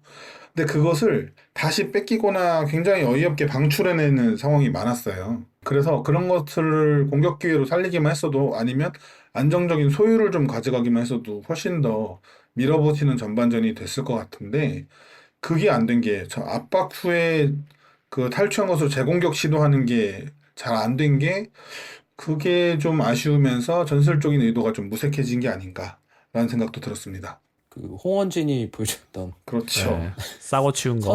아니, 네. 치우고 쓴 거. 아, 치우고 싼 거. 딱 네. 그 얘기네요, 딱. 예. 그런 그 형태였구나. 뺏은 다음에 그러니까 그걸 앞으로 이제 우리가 어떻게 조정하는지도 또 중요할 것 같아요. 그러니까 우리가 이제 좀 웃으면서 얘기했지만 그 잘 탈취했잖아요. 그 다음에 선택지들이 근데 솔직히 말하면 누가 서도 아쉬워요. 이민혁도 아쉬웠고 김상준은 상대 수준이 좀 낮았기 때문에 그나마 좀 괜찮았지만 김상준도 아쉬웠고 최영준조차도 그렇게 썩 이렇게 날카로운 선택을 보여준다라고 하기는 아직은 어렵기 때문에 근데 이건 또한 전방의 움직임과도 관련이 있습니다. 이번 경기는 특히나 최영준 선수가 좀 많이 아쉬웠어요. 패스도 그렇고. 본인도 그거를 인지하고 있었죠. 인지하더라고요. 예, 홍원진 선수도 패스 성공률이 굉장히 떨어졌었고 이번 경기에. 맞아요. 평소에 비하면. 근데 좀 더 높은 위치라고 생각하면 또 그것도 이제 이해해줄만 하긴 한데 어쨌든 그래서 우리가 그 부분을 전술적으로 만들어 가거나 아니면 연습에서 그런 상황에 대한 대비를 좀 여러 가지 패턴을 만들어 놓는 게 또 중요하지 않나. 이게 또 다 가능할지 모르겠지만 예, 어쨌든 그런 생각을 좀 해봤습니다. 그러니까 더 다듬을 필요는 있다. 예, 좋은 경기를 했지만 그렇게 요약해봤고요. 그 동점골을 브루노 실바가 PK를 얻어내서 일류첸코가 성공시켰습니다. 사실 그 전에 이야기를 좀 해봐야 될 것 같아요. 그 전에도 이제 브루노 실바가 골키퍼와 이제 경합 장면이었거든요. 거기서 이제 키퍼가 분명히 걸려 넘어지면서 PK를 먼저 선언을 했었습니다. 하지만 VAR을 보더니 경합으로 보고 취소가 된 것 같아요. 애매하지 않았나 싶은데 각자 그 장면은 또 어떻게 생각하시는지 궁금하네요. 저는 오히려 두 번째 홀딩 파울보다 제가 볼 땐 이게 더 큰 PK를 줄 수 있는 명분이 있다 생각하거든요. 저도요. 그리고 EPL을 보면 이런 거는 진짜 무조건 주고 이렇게 저도 그냥 당연히 유니폼 잡고 살짝 이렇게 잡는 거는 절대 안 줘요, 거의. 근데 또 심판의 관점에 생각을 해보면 그걸 줬어야 되는데 내가 안 줘서 이거라도 준 건가라는 생각까지 했어요, 저는. 보상 오히려. 판정? 네, 약간 그래서 어쨌든 주심이 판단을 내리기에는 의아했겠죠. 뭐 골키퍼와 접촉이 있었던 건 사실이니까. 근데 키퍼가 뭐 고의성이 없다 한들 사실 브루노가 공을 따라 움직였는데 자연스럽게 그 순간 위치도 더 앞섰고 그 순간적으로 뒷발이 걸렸는데 저는 이 부분에서 원래 골키퍼와 이러한 차징이 있거나 약간의 그 접촉이 있으면은 PK를 거의 주거든요. 그냥 선수가 고의성이 있지 않는 한. 근데 이거를 안 주고 두 번째는 줬는데도 받은 게 느낌이 좀 찝찝하더라고요. 약간 이건 주는데 왜 이건 안 주지? 라는 생각? 약간 줘서 고맙긴 하죠, 당연히. 근데 좀 의아한 거죠, 저도. 이걸 받고도 이거는 그 기준을 뭔지 모르겠어요, 사실. 매우 공감합니다. 약간 보상 판정 느낌이 있었다 이렇게 보시는 거네요. 그 세민님 말에 제가 한마디만 추론을 더 보태자면 그 두 번째 장면에서 PK 하고 나서 김예성 선수가 진짜 말도 안 되게 따지거든요. 네, 맞아요. 1분 넘게. 네, 근데 그거에 대해서 전혀 경고가 안 들어가요. 제가 아는 K리그 심판들은 그렇게 되면 무조건 경고가 나오거든요. 그런데 경고가 안 나온다는 건 자기도 알기 때문에 이건 보상 판정인 걸 스스로도 알기 때문에 그렇게 볼 수도 있겠네요. 권위 있는 심판님한테 대들면 그러니까. 무조건 치즈 먹거든요. 그럼 이거는 근데 그 김경재하고 김예성 둘 다 치즈가 나올 법한 상황에서 둘이 진짜 미친 듯이 달려붙어서 토론을 제의하거든요, 심판에게. 근데 그 넘어가니까 그래서 이제 일류첸코가 열받아가지고 골 넣고 김경재 입을 막고 가버리죠. 근데 어쨌든 그런 거 생각하면 진짜 보상 판정 아닌가라고 싶기도 합니다. 네, 코너스님은 어떠세요? 저는 그 해설에도 보면은 나오는데 두 번째가 더 PK 같은 장면이긴 해요, 사실은. 보셨을 때? 다른 시각이네요. 그 해설하시는 분도 사실은 첫 번째보다는 이 장면이 더 PK를 주는 게 맞을 것 같다라고 얘기를 했었고. 또 그렇군요. 브루노 실바가 이제 최봉진 선수하고 넘어지면서 이제 그게 처음에는 심판이 바로 PK를 찍었다가 VAR을 보고 취소를 했는데 만약에 걸리지 않았으면 브루노 실바가 100% 공을 소유를 했겠죠. 근데 이제 최봉진 선수가 고의적으로 넘어진 게 아니라 이제 자기도 움직이는 과정에서 약간 엉킨 거기 때문에 냉정하게 따지면 저는 정심이라고 보여지긴 해요.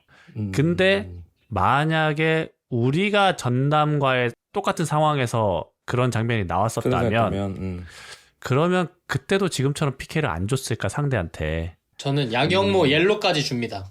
예.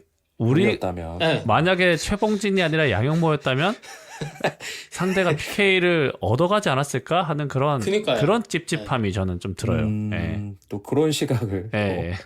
보여주셨는데 뭐 심판에 대한 이야기는 작년에도 그랬고 올해도 똑같은 얘기를 할 수밖에 없는데 저희가 다음 팟캐스트에 좀 더 심층적으로 이 부분을 얘기를 해볼 거니까요. 다음 주에도 한번 저희 팟캐스트 관심 있게 들어주시면 좋을 것 같고 이날도 매끄럽지는 못했어요. 그 주심 판정이 매끄럽지 못해서 많이 그 주심 판정에 대해서 관중석에서 많은 야유가 분명히 나왔었거든요. 예를 들어 보면 그 여러분 아시는 그 송라이프 저희 이제 수원 유튜브 하시는 분 네네. 영상 잠깐 보고 왔는데 주심 판정에 대해서 굉장히 열폭한다 해야 되나? 엔석의 그 생생한 반응을 볼 수 있죠. 예, 그래서 제가 아까 커피 마시다 뿜고 왔어요. 그거 보고. 이번에 또 주심님에 대한 또 엄청나 또 현장에 생생한 전달해주고 계시니까 제가 뿜을 정도였으니까 또 가서 많이 또 봐주시면 좋을 것 같습니다. 이제 동점골이 터지고 나서 수원은 막 임대원 이규성 선수가 투입되게 됩니다. 먼저 이 선수가 미드필더 중앙 지역을 커버할 수 있는 선수인데 이제 기존의 주전 조합이 최용준, 강영무, 이민혁이었거든요. 홍원진이나 김상준 선수도 서브로 있고요. 근데 중원을 담당하는 미드필더를 또 보강한다는 것이 어떻게 보면 기존 조합에 대한 신뢰가 부족해진 거 아닌가 이런 생각이 들기도 했습니다. 이규성 선수의 임대 영입에 대한 의견 한번 들어보도록 하겠습니다. 일단 경기를 보고 느낀 점은 왜 영입했는지는 알겠다. 예, 라는 거였고요. 공통적인 반응인 것 같긴 해요. 예, 이제 제 의견을 말씀드리면 우리 중앙 미드필더에 많은 선수들이 있잖아요. 그렇죠. 예, 이민혁 선수가 계속해서 좋은 모습을 보여줬고 홍원진, 김상준 선수도 작년보다는 그래도 스텝업을 한 것 같고 그런데 또 중앙 미드필더를 영입한다? 뭐 저는 개인적으로 이제 플레이를 보기 전에 폼이 좀 떨어졌고 또 중원에서의 조합을 많이 타는 선수라고 들었기 때문에 굳이 이런 선수를 영입을 해야 되나라는 생각이 들었거든요. 그러셨죠. 예, 그리고 저는 한때 클래스 있었던 선수들에 대한 믿음이 그렇게 많지 않습니다. 예, 기복 문제도 있고 또 그 선수에게 약간 의존하는 전술을 짤 수밖에 없더라고요. 예, 어쨌든 말씀하신 것처럼 중원 조합이 못 믿어왔으니까 또 중앙 미드필더 선수가 많음에도 이규정 선수를 영입했을 거잖아요. 그렇겠죠. 아무래도. 네. 예. 그 말인 즉 변성환 감독 부임 이후에 홍원진 선수를 데려왔죠. 만족스럽지 못해서 다 내치고 최영준, 이민혁 선수를 데려왔습니다. 그리고 4라운드를 뛰고 보니까 아쉽네. 그러면 이게 영입을 할 때 도대체 어떤 기준을 가지고 이 선수를 영입하는 건지 매우 적절하고 좋은 지적입니다. 예, 저는 그 부분이 좀 이해가 안 되더라고요. 이규성 선수가 잘하는 거 알겠어요. 그러면 홍원진, 최영준, 이민혁 선수를 데려올 때 감독이 어떤 기준으로 이 선수가 이 팀에서 혹은 나의 전술을 얼마만큼 수행해 줄 건지를 확신하지 못하고 데려온 건가라는 지적을 할 수밖에 없을 것 같습니다. 그 반면에 그 이적 시장에서의 그 자금적인 한정과 그다음에 그 오는 선수에 대한 상황이 다 다르잖아요. 네. 그러면은 이제 그런 모습 때문에 최선의 선택을 한 건데 이 선수들이 여기서 그 기대한 만큼의 퍼포먼스를 못 보여주고 있다라고도 봐야 될까요? 그러니까 우리가 플랜 A를 데리고 왔는데 그 모습이 안 나온 거다. 이렇게도 볼 수 있는지. 그러니까 결국엔 똑같아요. 그러면 이 선수의 역량을 과대평가했다는 거잖아요. 그렇게 볼 수 있지 않을까요? 그러니까 예를 들면 뭐 A라는 선수가 있고 B라는 선수가 있고 C라는 선수가 있는데 A라는 선수는 영입 가능성도 떨어지고 비싸니까 꽁 대신 닭이라고 B라는 선수를 영입하자. 그러면 이 B라는 선수를 영입했을 때 이 선수가 말씀드린 것처럼 얼마만큼의 퍼포먼스를 내고 내가 하고자 하는 전술을 얼마만큼 수행할 것인지를 시나리오를 돌려보고 그래도 괜찮으니까 영입을 추진했을 거 아니에요. 애초에 그 리스트에 들었다는 것 자체가 그죠? 근데 막상 데려왔는데 잘 못해. 내 마음에 안 차. 그래서 지금 빨리 다른 클래스 있는 선수들 어디 튕겨 나올 것 같은 선수들 빨리 알아봐서 사자. 그러니까 저는 이 상황 자체가 말이 안 된다는 거죠. 그렇군요. 애초에 그러면 영입 플랜을 짤 때 여러 선수들을 영입할 때 우선순위를 정해놓고 돈을 쓸 때 쓰고 아낄 때 아껴야 되는데 그거 없이 그냥 막 영입을 했다는 거잖아요. 그러니까 그렇게 그 볼 수도 부분에 있죠. 대해서는 좀 아쉽다. 예, 아쉽죠. 아쉽네요. 강윤님은 어떠세요? 원래 이제 이런 생각을 저도 이제 건너스 생각에 굉장히 동의를 하고, 근데 제가 이제 준비를 할 때 요거에 대해서는 얘기를 하지 않으려고 했었는데, 건너스님 말을 꺼내주셨으니까 저도 여기서 한마디만 이 부분에 대해 보태고 넘어가면, 어떤 방식으로 이제 이규성 선수가 영입이 되는지 우린 모르잖아요. 그렇죠. 예, 인천과의 경합이 있었다. 그리고 영입을 했다. 그 부분에서 이제 팬들이 만족하는 건 어쨌든 우승 경쟁 후보인 팀에게 클래스 있는 선수를 뺏기지 않았다라는 점과 어쨌든 클래스 있는 선수가 우리 팀에 와서 미드필더 맞다. 뎁스가 두꺼워졌다라는 부분이 만족스러운 거죠. 그러면 이 부분이 그래도 우리가 건너스님 말대로 용납이 되려면 두 가지 조건이 필요합니다. 하나는 이적 시장 초기서부터 이 선수와 얘기를 했는데 그게 이제서야 이루어진 거다. 그렇죠. 예. 네. 두 번째는 변성환 감독이 만든 리스트에 있었는데 그 리스트에서 가장 최상위였거나 상위권에 있었다가 근데 아직 이 선수가 매물로 나오지 않았기 때문에 대체자로 영입을 했다가 이 선수가 튀어나왔을 때 우리가 적극적으로 노린 거다. 이 두 가지 중에 하나의 이야기가 될 때 이 선수의 영입에 대한 명분이 좀 있는 거예요. 합당해지는 거죠. 네. 또. 네. 제 생각에는 이민혁 선수를 이런 역할로 샀는데 그거에 비해서 아직은 좀 못 미치니까 그런 역할 중에 더 잘할 수 있는 그 이규성 선수를 더 추가로 영입한 게 아닌가. 결국 그래서 오버페이가 된 게 아닌가라는 생각은 저는 좀 합니다. 왜냐면 그 포지션이 좀 하게 됐으니까요. 어쨌든 지금 최영준 선수의 자리를 대체할 선수는 많지 않아요. 있어봐야 홍원진입니다. 그런데 그 최영준의 파트너 자리로는 너무나 많은 선수들이 지금 있죠. 그렇죠. 네, 그렇기 때문에 이런 좀 추론을 해봤고요. 갑자기 이제 완전 생뚱맞은 얘기가 될 텐데 공격 전술의 가장 큰 목적은 뭘까요? 골을 넣는 거겠죠. 골을 넣기 그렇죠. 위해서. 골을 만드는 거라고 할 수 있겠습니다. 그럼 골을 만들기 위해서는 뭐가 필요할까요? 라고 하면 이제 여러 가지 복잡한 세부 전술들이 우르르 나오겠죠? 근데 그것을 굉장히 단순하게 요약을 하면 슈팅을 만드는 거라고 저는 생각을 합니다. 그렇죠. 슈팅을 해야 골을 넣으니까. 네, 그러면 슈팅을 만들기 위해서는 또 뭐가 필요할까요? 슈팅하는 선수에 대해서 마크하는 수비가 없게 만들어야 된다라는 게 제가 이제 전 이거 축구 어떤 교본에서 봤나 그랬을 거예요. 그 나온 내용이에요. 그럼 슈팅하는 선수에게 마크가 없기 위해서는 뭘 해야 되나요? 수적 우위가 필요합니다. 그래서 현대 축구에서는 시퀀스 상황 내에서 공격 측의 숫자가 한 명이 더 많아서 마크를 비워서 그 수적 우위를 만드는 게 가장 중요한 요즘 현대 축구의 전술의 흐름이라고 할 수 있죠. 이런 쓸데없는 얘기를 왜 했냐면 이런 여러 가지 전술을 통해서 현대 축구에서 수적 우위를 만들고 있는 것 중에 가장 심플하고 간단한 강력한 전술이 있습니다. 그것이 바로 개인 전술입니다. 선수 하나가 한 명을 벗겨내 버리면 수적 우위가 그냥 공짜로 생기는 거죠. 이규성 선수는 이런 개인 전술이 가능한 선수다라고 저는 생각을 좀 해요. 네, 제가 오래된 울산 팬 친구가 있는데요. 그 친구에게 전달들은 내용으로 궁금하네요. 예. 네, 울산 선수들이 팀 내에서 가장 공을 잘 차는 선수가 누구냐라고 하면 항상 이청용과 이규성 둘을 뽑는데요. 그 정도로 공을 잘 차고 재능이 있는 선수고 또 울산 팬들이 하나같이 말하기를 경기를 보다가 밀집 지역에서 혼자 수비를 탁탁 벗겨내고 나가는 모습 보면 와 하면서 탄성을 지르는 장면을 항상 경기마다 한 번씩은 연출하는 선수가 이규성 선수다라고 얘기를 하더라고요. 저는 이번 경기만 하더라도 이 건너스님의 생각과 완벽하게 동일하게 어쨌든 우리가 스쿼드를 완성시켰는데 왜 추가로 돈을 더 써야 되는가라는 생각을 했습니다. 근데 이제 미드필드에서 수비적인 자세를 중요시하는 김판공 감독의 성향으로 그 고승범 선수한테 완벽하게 밀려버린 선수죠. 이규성 선수가. 이 선수를 굳이 우리가 임대 영입, 원전 영입도 아닌 임대 영입을 해야 되는 건가 생각을 했고 또 미드필더가 많이 뛰어야 하는 변성환 감독 성향에도 하드워커가 아닌 선수거든요. 이규성 선수가. 맞지 않다라고 생각을 했는데 어쨌든 전남전에서 후반에 보여준 모습만 봐서는 그래도 영입한 이유가 있긴 있구나라는 생각을 하게 됐습니다.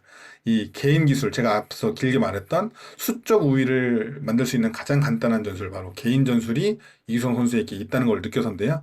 그 좁은 공간에서의 소유하고 또 상대에게 탈압박하면서 압박을 벗어나는 네. 능력, 그리고 또 공을 달고 전진이 가능하다는 것을 이번 경기에서 다 보여줬다라고 저는 생각을 해요. 그렇기 때문에 우리가 어쨌든 상대적으로 공격을 하는 입장이 되는 팀이 될 거잖아요. 그럴 때 내려서도 공간을 좁게 쓰는 상대로 뚫어내는 데 늘 어려움을 겪고 있는 지금 수원 상황 속에서 수비를 자신 쪽으로 당겨와서 탈압박하고 상대 수비에 균열을 일으킬 수 있는, 그래서 우리의 수적 우위를 개인 네. 전술을 만들어낼 수 있는 이규성의 합류가 기대점은 분명히 있다라고 생각합니다. 하지만 이제 건너스님이 지적해 주신 대로 이 선수가 조합을 많이 타요. 하드워크도 아니기 때문에 뭐 최영준 선수가 많이 뛰어주는 역할을 하고 있어서 그 부분은 이제 좀 기대할 만하지만 그런 단점을 어떻게 보완하면서 장점을 시너지하느냐가 앞으로의 전술에 있어서 과제겠네요. 중요하지 않을까라고 생각을 합니다.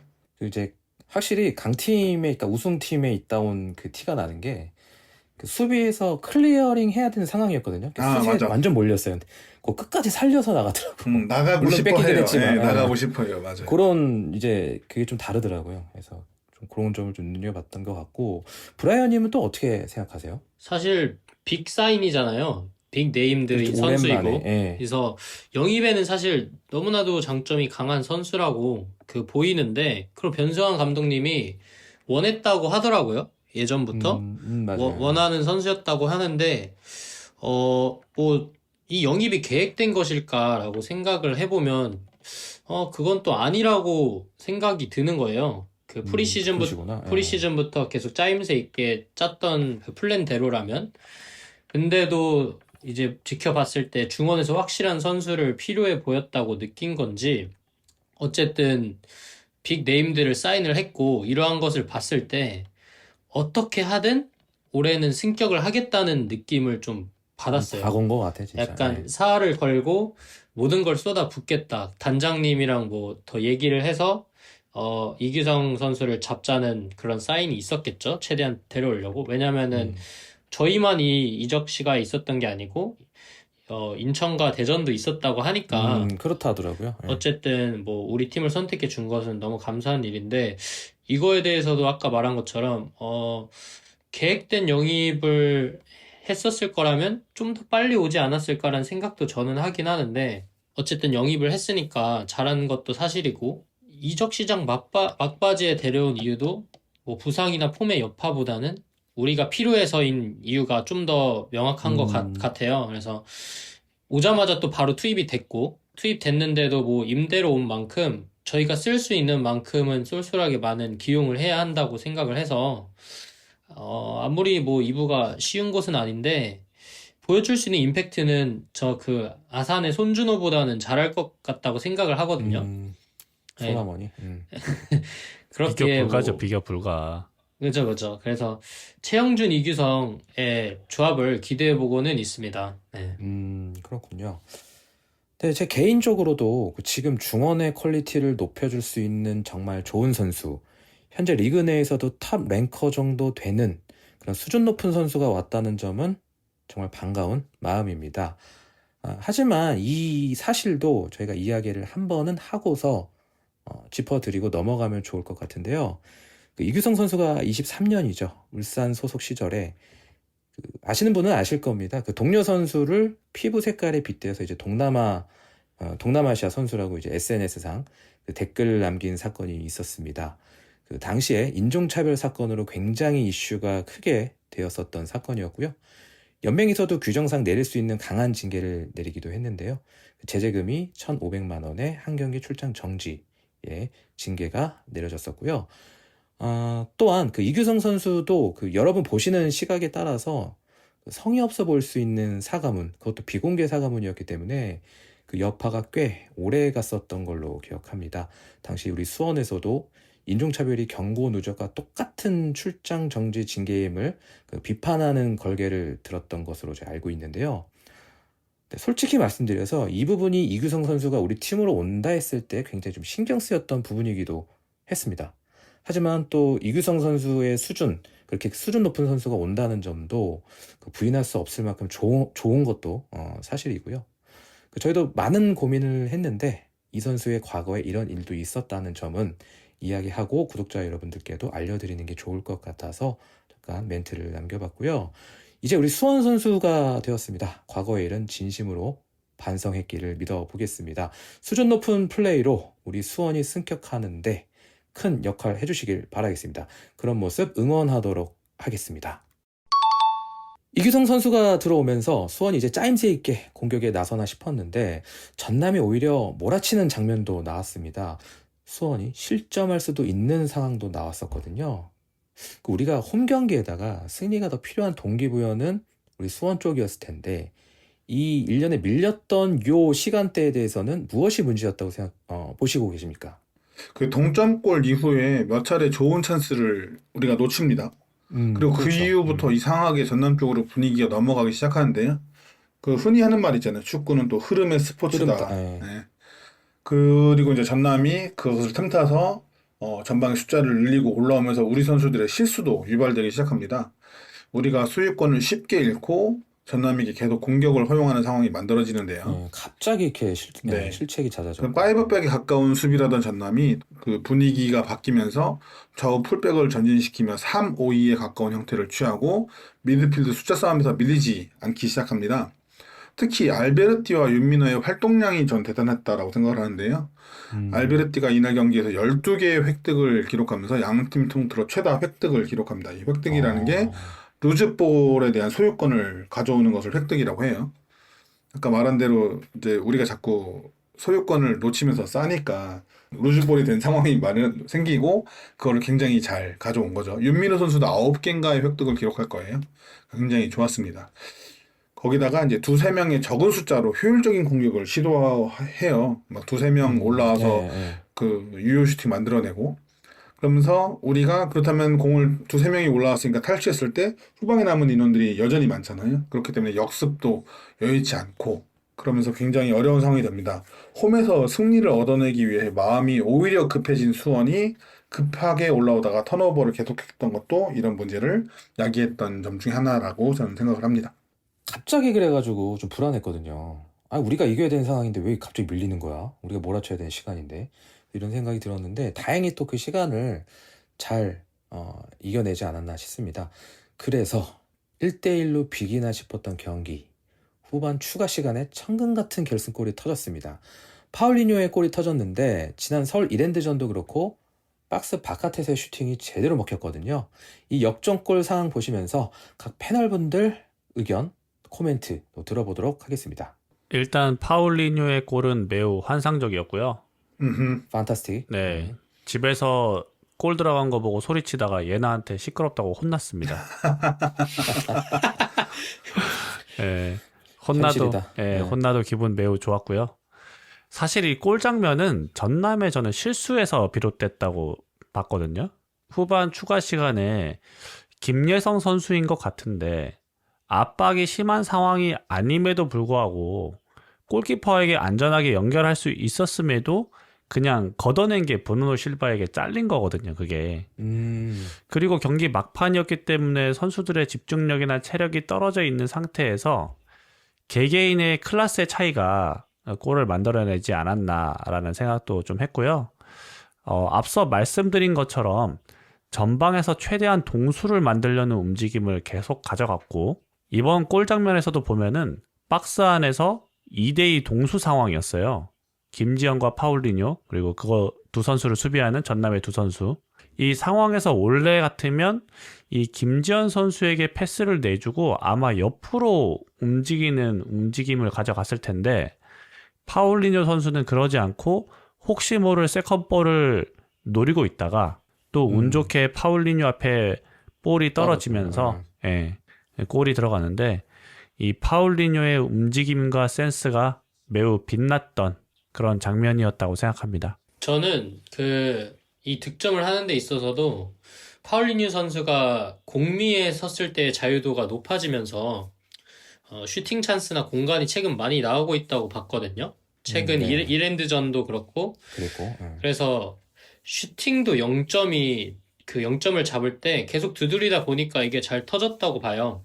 왜냐하면 기존에 윙에 있을 때는 이렇게 중앙에서 슈팅을 때릴 수 있는 기회나 이런 게 없었다고 생각이 들어서 근데 이제 이 자리에서 버텨주고 지지해주는 앞에 뭐 인류나 사이드에 브루노도 있으니까 파울리뇨도 조금 더 자유도가 있지 않았을까. 그러한 면에서 슈팅을 차는 데에도 0점이 더 잘 잡힌 것 같고 천안에서 보여주던 퍼포먼스가 이제서야 좀 부상을 털고 한층 올라오고 있는 퍼포먼스를 느꼈어요. 그래서 지난달이죠. 네, 3월 MVP도 선정이 됐는데 그렇죠. 저도 파울리니를 뽑긴 했어요. 왜냐면은 그 두 골이 주는 스텝업이라 해야 될까요? 분위기랑 우리가 연승으로 이어가는 데 있어서 큰 역할을 했다고 해가지고 뽑았는데 단순하게 득점이 이렇게 중거리로 두 차례 나온 게 약간 운이라기보다 어떻게 보면은 이 선수가 이 자리에서 어떻게 플레이를 하는지를 잘 알고 있는 것 같아요. 저는 파울리니 선수가.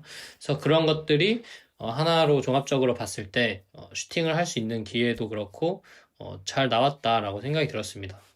또 파울리뇨가 전반에도 그렇고 0점 사격하듯 슛을 좀 때립니다. 맞아요. 예, 그리고 이제 후반 가서 이게 계속 이렇게 유효타랄까? 예, 그런 걸 좀 날려주고 결정적인 있어서. 중거리 슛도 때리지만 그 최범진 골키퍼의 좋은 선방에 막히기도 했죠. 그래서 그 점 굉장히 좋은 것 같고요. 강효님께서 또 마무리 해주시죠. 예, 전남이 분위기를 가져가면서 우리의 사이드 공격이 계속 막혔는데요. 그 전남의 미드필더들이 공격을 위해 올라온 상태에서 우리가 롱킥을 시도하고 그 건호쌤이 설명해 주신 대로 김예성의 아쉬운 클리어링 이후 브루노 실바가 끝까지 경합해주면서 이건희 선수에게 킥 기회가 생깁니다. 이것도 건호쌤이 잘 지적해 주셨는데 수비와 공격이 동수화되는 상황이 만들어져요. 3대 3으로. 이 상황을 어쨌든 우리가 만들어낸 것이 좀 잘했다라는 생각이 들고 그리고 이제 우측면에서 크로스를 시도한 게 정확한 크로스가 파울리뉴의 가슴팍에 전달된 킥이 일단 일차적으로 좋았다고 보고 네. 예, 그것을 이어받은 김지현이 끝까지 경합하면서 두 명의 선수를 자신 쪽으로 끌어온 것 또한 예. 좋았습니다. 물론 가장 좋았던 것은 파울리뉴 선수의 멋진 슈팅이었고요. 슈팅. 예.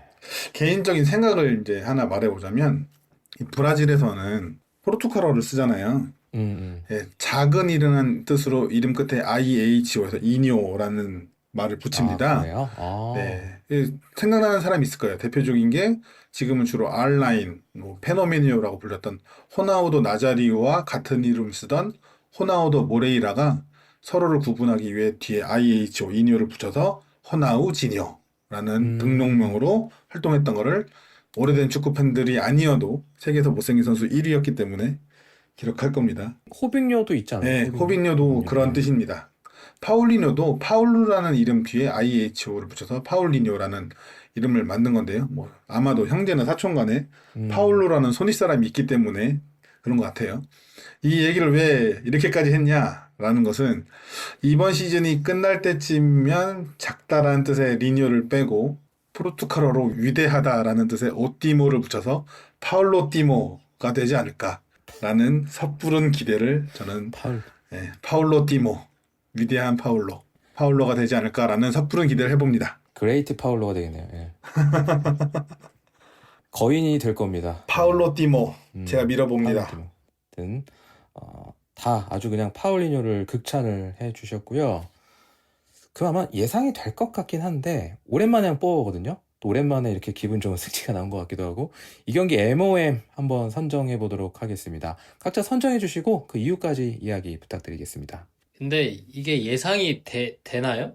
저는 예상 되는데? 달라요? 제 예상과? 제가 하는 거랑 같을까요? 근데 한번 해보세요. 예. 저는 양영모 선수 뽑았는데 다른데? 저는 달라요? 둘이라고 생각했어요. 저도 치열하게 고민했습니다. 일단 얘기 좀 해주시죠. 예. 너무 1라운드 이후 복귀전을 치렀잖아요. 그렇죠. 비록 실점을 하였지만 저는 양영모의 스페셜을 보는 것 같았어요. 맞아요.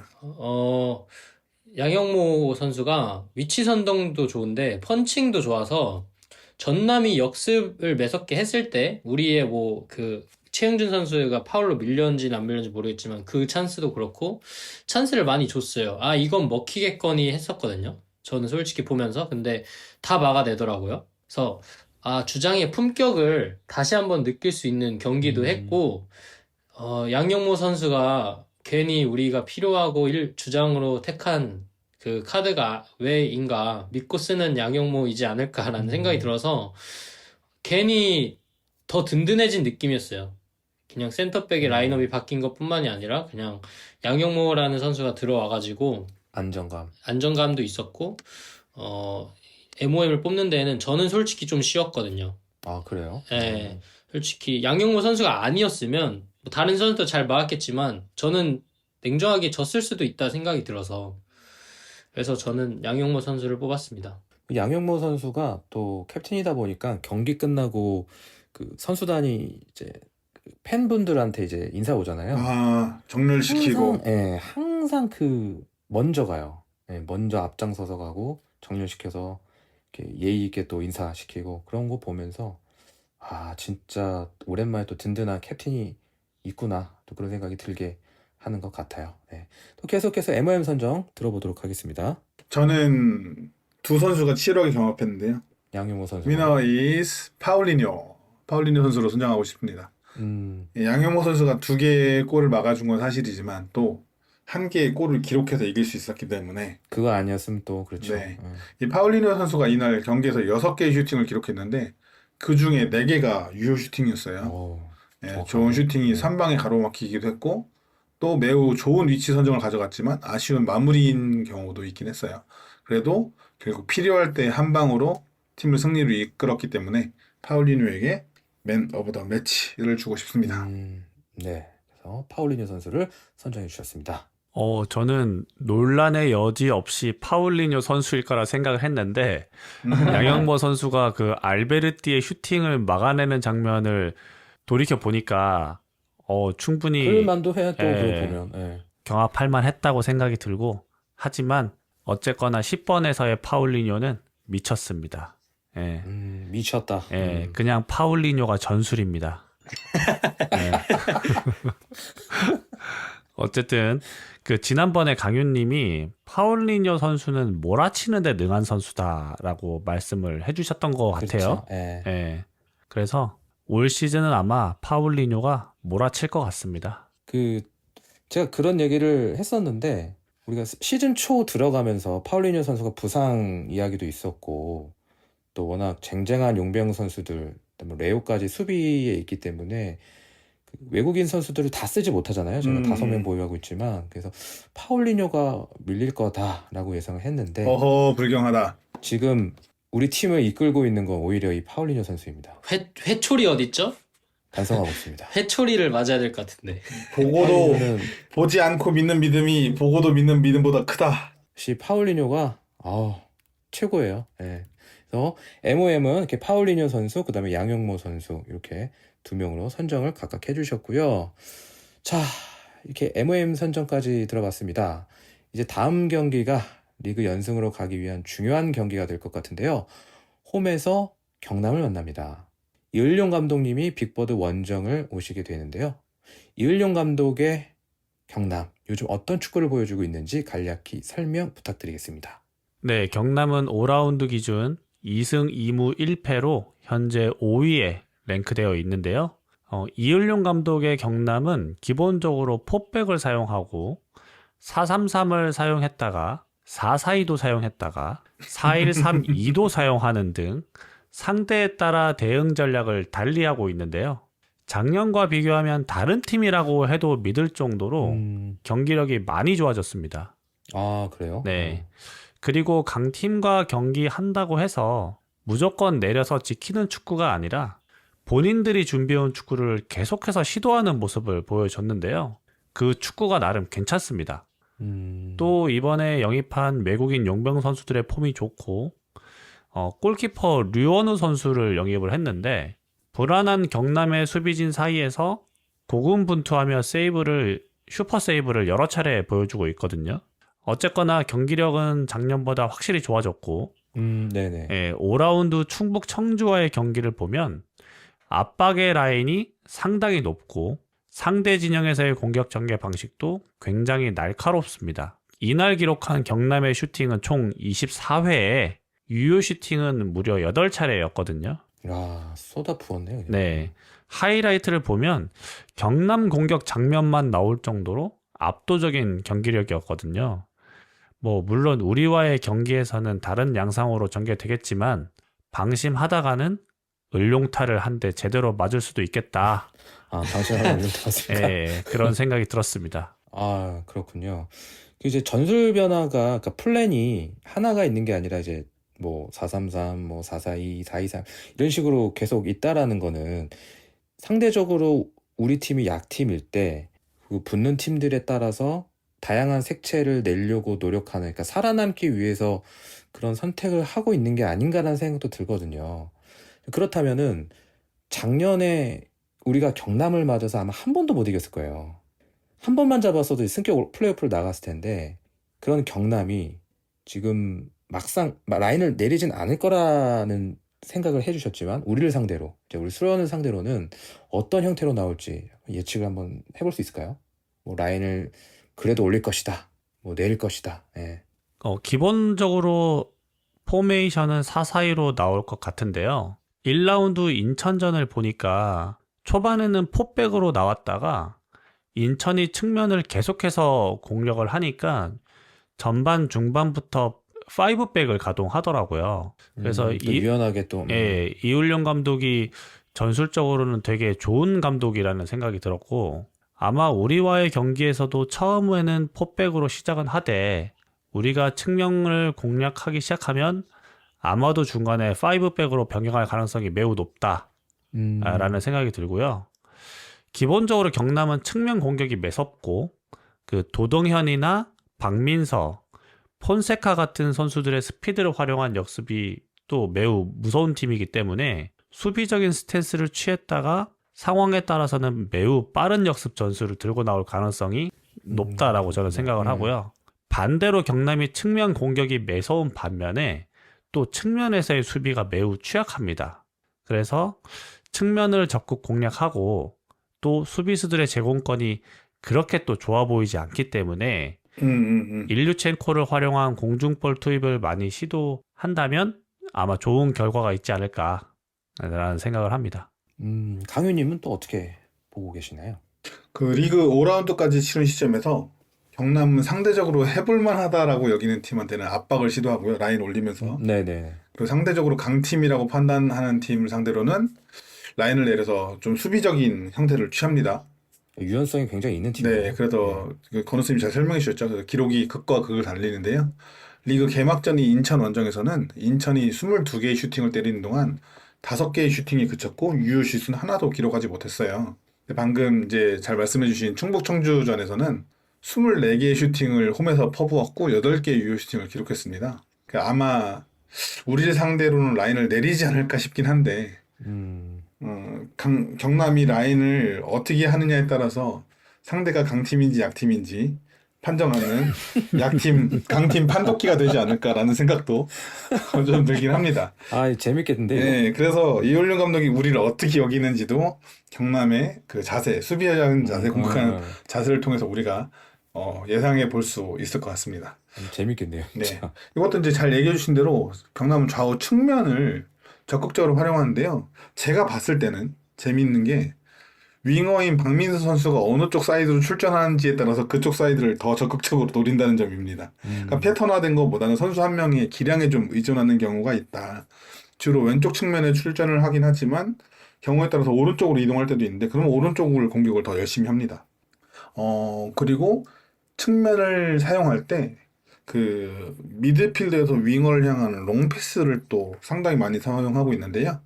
현재까지 5라운드 현재까지 총 157개, 경기당 31.4개로 리그에서 두 번째로 많은 롱패스를 시도하고 성공하고 있는 팀이다 라고 볼 수 있어요. 그래서 요 롱패스에 대한 차단 이런 것도 좀 중요하지 않을까라는 생각이 들고요.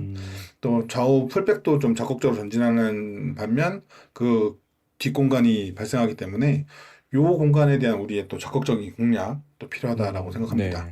네. 마지막으로 볼미스가 36개로 다 5라운드 현재 두 번째로 또 많은 게 경남이에요. 맞네요. 진짜. 네, 저는 이게 세 가지 의미를 포함한다고 생각하는데요. 첫 번째로는 선수가 직접 볼을 전방으로 운반하는 경우가 많다. 소유해서. 두 번째로는 개인 돌파 시도가 또 많다. 그리고 또 그만큼 세 번째로는 돌파해내지는 못하고 있다. 그렇기 막힌 때문에 거죠. 볼미스가 많다라고 저는 판단을 하고 있어서 박민서 같은 선수 혹은 도동현, 뭐 폰세카 이런 돌파력이 있는 선수들의 돌파를 우리가 어떻게 팀으로서 막아내느냐가 또 경남을 상대하는데 중요한 부분이 되지 않을까라는 생각을 합니다. 초반부터 우리도 강하게 압박 걸어서 승부 보는 것도 괜찮을 것 같은데요. 그런 것도 미스가 좋고. 많으니까. 네. 한번 기대를 해봐도 좋을 것 같습니다. 과연 이을용 감독님이 우리를 강팀으로 생각하는지 해볼만 하다고 생각하는지 경기 10분 동안 한번 유심히 지켜보도록 하겠습니다. 그렇다면 눈여겨봐야 할 경남의 선수는 누가 있을까요? 제 기준에서 경남 지금 현 라인업에서 가장 폼이 좋은 선수는 단연코 도동현 선수라고 생각을 해요. 도동현. 네. DDH. 작년 경남 원정에서도 그 양영모 선수의 키를 넘기는 칩샷으로 득점했던 그 선수가 도동현 선수인데요. 현재 2득점 1도움으로 팀 내 가장 많은 공격 포인트를 기록하고도 있습니다. 이 특이점이라고 하면 5라운드 현재까지 9개의 슈팅을 기록하고 있는데요. 그 중에 유효 슈팅이 단 2개. 근데 2개가 다 득점으로 연결됐다는 뜻입니다. 여기서 이제 수원의 특이점을 말하면 우리가 공격하는 만큼 역습을 좀 많이 허용한다고 생각을 하는데요. 생각만큼 수원은 수비를 오래 하는 팀은 아닙니다. 예, 보통 수비를 많이 하는 팀의 높은 지표가 블락이라는 지표예요. 블락은 필드 플레이어가 상대의 슈팅을 몸으로 막아내는 것을 뜻합니다. 근데 지금 5라운드까지 수원이 기록하고 있는 블락은 63개로 리그에서 12번째, 즉 리그에서 3번째로 적은 블락을 기록하고 있다라는 겁니다. 블락을 많이 하지 않는다. 그만큼 공격을 상대가 많이 허용하지 않는다라고도 해석할 수 있는데요. 결국엔 수원은 상대한테 찬스를 줄 때 상당히 치명적인 찬스를 준다. 많은 찬스를 주진 않지만 라고 생각할 수 있고, 도동현은 찬스를 잡을 때 상당히 치명적인 찬스를 잡는다라고 생각하고 있어서 조심해야겠네요. 네, 도동현에 대한 경계가 좀 필요하다. 이 도동현 선수가 골 넣는 장면을 보면 주로 골대로 쇄도하면서 측면에서 넘어온 공을 다이렉트로 넣는 장면들이 많아서 아까 말한 대로 측면 공격을 막고 그다음에 골대로 쇄도하는 선수를 좀 잘 막아주는 게 중요하다라고 말씀드리고 싶습니다. 네, 좋습니다. 그 브라이언님의 경기 대상 꼽아볼까요? 일단은 경남이 도동현 선수가 잘하기는 해요. 근데 어떤 선수가 터져도 사실 그 의심의 여지는 없거든요. 두루두루. 네, 일단 도동현 선수는 왼발이 워낙 좋고 돌파도 잘하고 크로스도 좋아요. 왼발로 크로스하고 스루 패스하고서 각 안 되면 자기가 그냥 때리고 그러거든요. 왼발로. 그래서 도동현 선수 정말 위험하고, 또 아까 윙을 말했는데 우측에 그 선수도 위험한데 우측 윙으로 뛰는 폰세카 선수인가요? 그 선수도 활동량이 많고 오른발 킥이 좋더라고요. 맞아요. 청주전에 굉장히 좋은 모습 보여줬죠. 네, 맞아요. 이름 자체가 축구 잘하는 이름이네요. 폰세카. 그래서 이 친구도 우측 윙에서 좀 잘 봐야 될 것 같고, 또 다른 외국인 하나를 말하면 해난인데 하프 스페이스 침투를 잘 하더라고요, 이 선수가. 그래서 네네. 우리로 치면은 뭐 이기재나 고종현 아니면은 뭐 이건희나 아니면 권한규 그 사이로 뒷공간을 자주 파고들어서 공간을 자주 주지 않게 우리가 뒷커버를 잘 신경 써줘야 될 것 같고, 거의 투톱으로 나오는데 여기도 외국인 카릴리라는 선수랑 설현진이 투톱으로 자주 나오더라고요. 그래서 이 둘 다 신장이 좋아서 공중볼이나 우리가 헤딩 경합하는 데에도 좀 위협적이게 써야 될 것 같고, 또 저희 팀에서 데뷔를 했던, 지난번에도 얘기를 했던 것 같은데 이강희 선수죠. 예. 네, 자주 언급하는 것 같은데 20세, 23세 국대 승선하고 연령대별 좋은 폼을 보여주기도 하고, 라커룸 토크에서도 이을영 감독님이 이강희 선수한테 너 지금 너가 잡아서 반대 전환하고 너가 이어줘야 되는데 지금 그게 안 된다, 약간 척추에서 주가 되는 역할을 하는 것 같아요.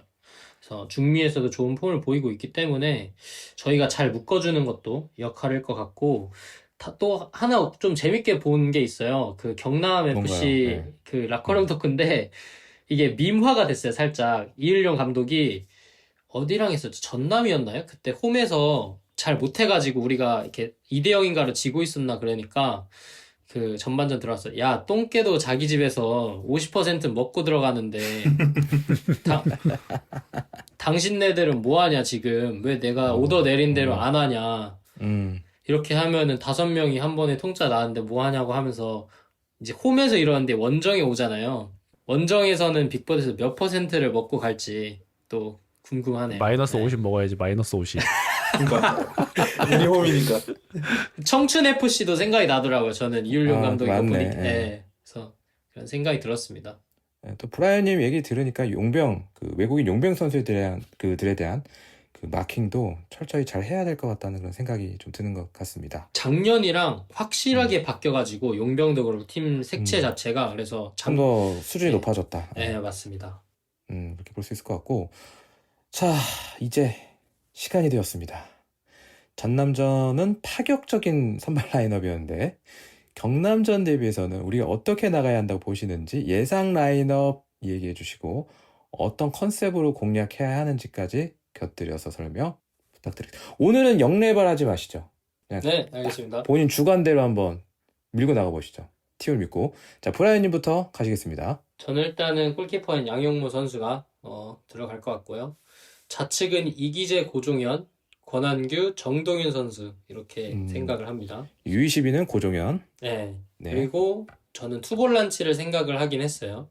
투볼란치를 했고 거기가 사실 5백을 쓰든 원래 4-4이긴 한데 유기적으로 또 바뀌긴 해가지고 저는 최영준, 이규성 이렇게 생각을 했고 앞에 파울리뉴, 우측에 세라핌, 중앙에 일류첸코, 좌측에 김지호가 나올 것 같아요.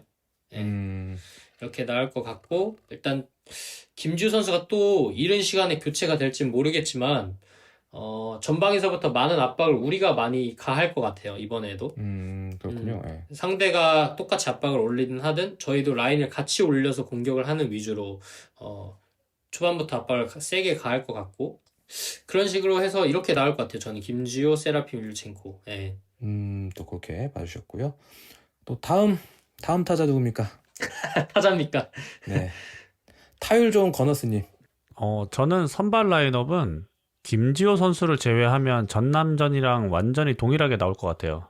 아, 그럼 똑같이 나오고 김주호 선수 대신 누가 나온다 보시는 거예요? 브루노 실바 선수가 선발로 나오겠죠. 그 이규성 선수의 선발 예상을 좀 해보긴 했는데요.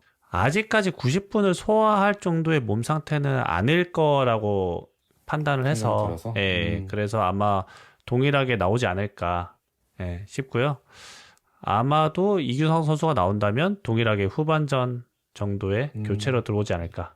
상황에 따라서. 그리고 앞서 말씀드렸듯이 경남이 측면에서의 공간을 쉽게 내주는 경향이 있습니다. 왜냐하면 이 4-4-2라는 게 두 줄 수비를 할 때는 중앙을 좁혀서 수비하는 컨셉의 수비 방법이기 때문에 측면을 이렇게 와이드하게 섰을 때 측면 공간을 내주는 이제 경향이 있고, 있죠. 예. 또 측면에서 그 상대 포백 라인 사이로 파고 들어가는 볼을 또 종종 내줘요. 그래서 어쨌든 승부는 측면에서 날 것 같다. 측면에서 승부를 내야 된다. 네. 좋습니다. 예.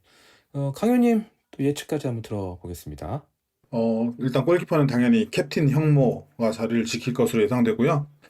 레오 선수가 복귀 여부가 중요할 것 같은데 아마도 복귀를 하더라도 일단 변성환 감독 스타일상 벤치에 앉아서 시작할 거기 때문에 전남전 결과가 좋았던 포백이 그대로 유지되지 않을까 저도 그렇게 생각을 합니다. 그리고 또 뭐 이번 상황에 따라 선수가 바뀌는 것도 뭐 결과가 좋으면 이해가 되지만 그런 식으로 계속 바뀌는 게 오히려 본인의 명분을 잃는 선택이기도 할 것 같아서 좋았던 포백은 그대로 가지 않을까라는 생각을 일단 해요. 네네. 그리고 이제 이 센터백 라인들이 그 뒷공간 커버에 그렇게까지 장점이 있어 보이지는 않기 때문에 라인을 많이 올리지는 않을 것 같다라고 생각을 하고 그래서 그 균열을 낼 수 있기 위해 미드필드에 이규성, 최영준이 투입되지 않을까. 이규성이 선발로 나온다. 라고 생각을 합니다. 이규성 선수가 제가 느끼기에는 게임 체인저로서의 역할보다는 전반부터 쭉 나오는 게 좋고 압도할 수 있게끔. 후반에 뭔가 변화가 필요하면 이 자리에 뭐 다른 변화를 넣는 게 낫지 않을까라는 생각을 해요. 그 최영준이 수비 라인 커버를 해주고 또 이규성이 소유하고 전진해주는 게 경남 이긴 또 중요한 역할이 될 거다라는 저는 판단을 하고요. 이 선은 좌측부터 세라핌, 파울리뉴, 우측에 브루노 실바입니다. 만약에 김지호 선수가 나오고 또 20분 만에 교체를 한다면 이것은 결국 그냥 브루노 실바의 체력 안배용으로 생각하는 거다라는 거 외에는 뭐 다른 생각을 할 수 없을 것 같고요. 그래서 그게 아니라 브루노 실바가 풀타임 소화 가능한 체력이라면 그냥 브루노 실바가 선발로 나오고 22세 이하 규정은 포백 라인에 고정현과 이건희가 채워주기 때문에 그걸로 대신하지 않을까. 그리고 또 이제 전남전처럼 후반 교체 투입으로 박승수 선수도 22세 자원이기 때문에 그런 그렇죠. 것들을 고려하면 그렇게 되지 않을까 생각하고 전방은 당연히 일류첸코입니다. 경남의 실점한 5골 중에 3골이 사이드에서 올라온 크로스를 헤딩슛으로 연결한 것들이었기 때문에 인류의 제공권이 경남 격파의 또 핵심이 되지 않을까라고 생각을 합니다. 오늘은 젖까지 한번 여기 살짝 좀 발을 담궈보자면 양영모 선수가 이제 골키퍼고 왼쪽부터 이제 이기재, 고정현, 권한규, 이건희 선수가 그대로 나올 것 같아요. 그러니까 이건희 선수는 솔직히 뭐 아주 잘한 건 아니었는데 계속 발전하고 있다는 게 좀 보여지거든요. 본인도 굉장히 그게 보여요. 아, 더 잘했어야 된다라는 그런 동기부여도 보이고 무엇보다도 그 직선적인 플레이로 인해서 우리가 좀 밀어낼 수 있는 상대 수비 뒤로 밀어낼 수 있는 그 효과를 좀 보고 있다고 생각해서 이건희 선수 나올 것 같고 이규성, 최용준 선수 나올 것 같습니다. 왜냐하면 변상 감독의 성향상 급하면 씁니다. 그냥 쓰기 때문에 나올 것 같고 저는 공격진에 판타스틱 4 가용할 것 같아요. 김지 선수 안 나오고 그래서 초장에 그냥 확 때려잡고 이제 후반에 안 풀리면 이제 김지현과 뭐 박승수 선수로 좀 바꿔보는 전술을 택하지 않을까 예상을 해봤습니다. 그래서 좀 엇비슷한 것 같은데 어느 분의 라인업이 가장 이래놓고 또 다 죄다 틀릴 수도 있어요. 또 파격적으로 뭐 김상준 선발 나올 수도 있고 강영무 선발 나올 수도 있고 모르는 거니까 그거 지켜보는 재미도 있을 것 같습니다. 그럼 마지막으로 승부 예측 해보도록 하겠습니다. 커너스님부터 가시죠. 깔끔하게 2대0 예상하고요. 이번 경기에서는 파울리뇨와 세라핌이 골을 넣을 것 같습니다. 아, 혀를 뚫을 거다 세라핌이. 예. 좋습니다. 2대0 걸어주셨고요. 저는 경남의 수비 라인이 그렇게 단단하다라고는 생각하지 않아요. 네. 실제로 5경기 동안 매번 퍼백 명단이 바뀌어왔거든요. 우리도 뭐 비슷한 것 같긴 하지만 그 센터백의 박재환과 우측 풀백 이준재는 붙박이고 센터백의 파트너가 계속 바뀌고 좌측 풀백도 김선호와 박원재 두 선수가 계속 경쟁하고 있어요. 아직 자리 잡지 못한 이 상대의 수비진을 우리가 흔들어 놓아야 하기 때문에 선제 득점이 꼭 필요하고 그렇기 때문에 아까 말한 대로 강공으로 용병 선수 모두 4명이 나오면 좋을 것 같습니다. 저는 커너스 코인을 타서 2대0 저도 승리를 예상하고요. 다만 점까지 예상하시면 다만 중요한 거는 경남이 득점한 7골 중에 4골이 후반 70분 이후 득점이에요. 그렇기 때문에 후반 막판 수비 집중력이 굉장히 중요하다라고 생각을 해서 2대0 그래도 막아내서 승리할 거고 파울리뇨가 이번에도 몰아치기 할 것 같습니다. 네, 파울리뇨 득점 포함해서 2대0. 파울로 띠모 선수가 네, 파울로 띠모 버전으로 2대0 예상을 해주셨고요. 브라이언님 예측 영내면 안 됩니다. 그 경남이 찾아보니까 원정 3경기를 현재 치렀는데 네네. 2득점 3실점이더라고요. 그러니까 득점력이 원정에서 저조한 편인데 또 득점이 말한 대로 7골이 터졌어요, 현재 총. 그런데도 불구하고 2골이 페널티더라고요. 또 한 골이 자책골이고. 그러니까 이제 생각보다 공격이 약한 모습으로 보여요. 득점력에 있어서. 그래서 네. 직전 경기 청주에도 막 오픈 찬스인데 옆에 골대 맞고 나오고 막 그런 게 있어가지고 뭐 청주전에는 페널티 2골에 필드골 하나로 대승을 했지만 이것도 똥개네 집에서 한 거거든요. 그래서 상대가 청주였다는 점에서 뭐 그렇다기보다 이번 빅버드 원정에서의 수원과의 맞대결에는 저는 수원이 3대0 신승을 보는데 인류가 멀티를 넣고 브루노가 하나 해줄 것 같습니다. 네. 3대0. 네. 브루노 실바도 아직 골이 없죠, 우리. 네, 어시스트는 있는데 아직 브루노 실바도 좀 터져줄 필요가 있네요. 네, 그렇게 예상을 해봅니다. 경남이 PK 골이 있다고 말씀하셨는데 우리도 뭐 PK 골이 2골이나 있어갖고 걱정되네요, 솔직히. 도찐 개찐이란 말인가요? 오늘 저까지 예측해서 4대0 보겠습니다. 아이, 4대0은 안 나와. 아예 4대0 나옵니다. 왜냐면 일류첸코 2골, 세라핌 하나, 파울리뇨 하나 이렇게 예상하고요. 안산 지켜보시는. 안산전 때 저희가 막 5대0이었나요? 그때 막 근데 1대0 나고 그 이유로 제가 맞추고 싶지는 않은데 오랜만에 한번 참전해보고 싶었습니다. 예. 저는 4대 0에 한번 예측을 걸어보도록 하겠습니다. 배당금은 제일 높겠네요. 혼자 드시려고. 자, 2대 0 두 분 걸어주셨고요. 또 3대 0 나오셨고 4대 0 나왔습니다. 근데 꼭 저희가 이렇게 하면은 1등 나오던데, 이런 거, 약간. 1대 0 나오면 다행이지. 이렇게 반대의 결과도 나오는 경우가 꽤 있어가지고 좀 그런 게 걱정되긴 하는데 어쨌든 모두 승리한다라고 예측을 해주셨습니다. 이렇게 승부 예측까지 해봤고요. 저는 개인적으로 작년에 그 2번 창원 원정을 가서 모두 비기고 왔기 때문에 경남을 꼭 한번 이기고 싶다 그런 마음이 큽니다. 또 일요일 날씨도 많이 풀리는 것 같은데 선수들 좋은 컨디션으로 결과를 꼭 가져왔으면 좋겠다는 생각을 해봤고요. 듣고 계시는 여러분들께서도 많이 와주셔서 빅버드가 어떤 곳인지 한 번 더 보여주셨으면 좋겠습니다. 작년에 홈에서 열렸던 경남전에서 경남 선수가 우리 관중석에다 볼을 찼던 거 기억하실 겁니다. 그거 잊지 마시고 많이 와주시면 좋을 것 같고요. 이제 빅버드도 슬슬 벚꽃이 필 것 같은데 빅버드가 또 벚꽃 맛집이거든요. 저희도 가서 열심히 응원하고 오도록 하겠습니다. 벚꽃도 구경할 겸 많이 와주시면 좋을 것 같습니다. 늦은 밤인데 오늘도 나와서 고생해주신 패널분들 감사드리고요. 여러분과 함께한 46번째 팟캐스트 여기까지 하도록 하겠습니다.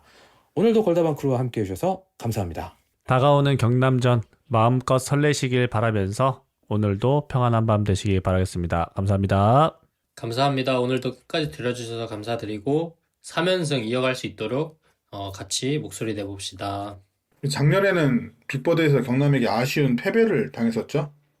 패배였구나. 아닌가? 비겼나요? 패배였나? 비겼을걸? 뮬리치의 극장골이었나요? 기억이 안 나네. 이준재한테 그랬던 것 골 같기도 먹고 비겼을걸? 그래, 이준주한테 골 먹은 것만 기억나서. 그 연승 날아가다가 비기고 넘어갔을 거예요. 그럼 그 네. 뮬리치 극장골인가 보다, 그게. 1대1로 비겼을 거예요.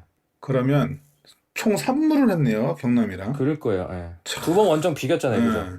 예. 참 아쉽습니다. 근데 이번에는 이제 경남도 달라졌지만 더 달라진 게 수원이다. 뉴 수원이 아니라 올뉴 수원이 돼버렸으니까 올뉴 수원이 뉴 경남을 깨버리지 않을까라고 생각을 하고 파울로 띠모의 득점을 기대합니다. 듣는 분들 감사하고요. 오늘 밤도 편안한 밤 되셨으면 좋겠습니다. 감사합니다. 감사합니다. 파울로 띠모는 계속 밀고 계시네요. 이제. 네, 이제 밀 거예요. 빅버드에서 똥개는 우리죠. 50% 그렇죠. 먹고 들어갑니다. 네. 50% 먹고 갈게요. 똥개가 되어줘. 끝. 나와 바다를 넘어 여행을 떠나자. 나의 마음의 완이를 또 한 번 더 하얗게 눈이 내리던 그날처럼 나의 마음의 소원을 또 한 번 더 저 하늘의 끝으로 날 데려가. 나와 저 바다를 넘어 여행을 떠나자. 나의 마음의 완이를 또 한 번 더 하얗게 눈이 내리던 그날처럼 나의 마음의 소원을 또 한 번 더 저 하늘의 끝으로 날 데려가. 라반다와 저 바다를 넘어 여행을 떠나자. 나의 마음의 완이를 또 한 번 더 하얗게 눈이 내리던 그날처럼 나의 마음의 소원을 또 한 번 더 저 하늘의 끝으로 날 데려가. 라반다와 저 바다를 넘어 여행을 떠나자. 나의 마음의 완이를 또 한 번 더 하얗게 눈이 내리던 그날처럼 나의 마음의 소원을 또 한 번 더 하늘의 끝으로 날 데려가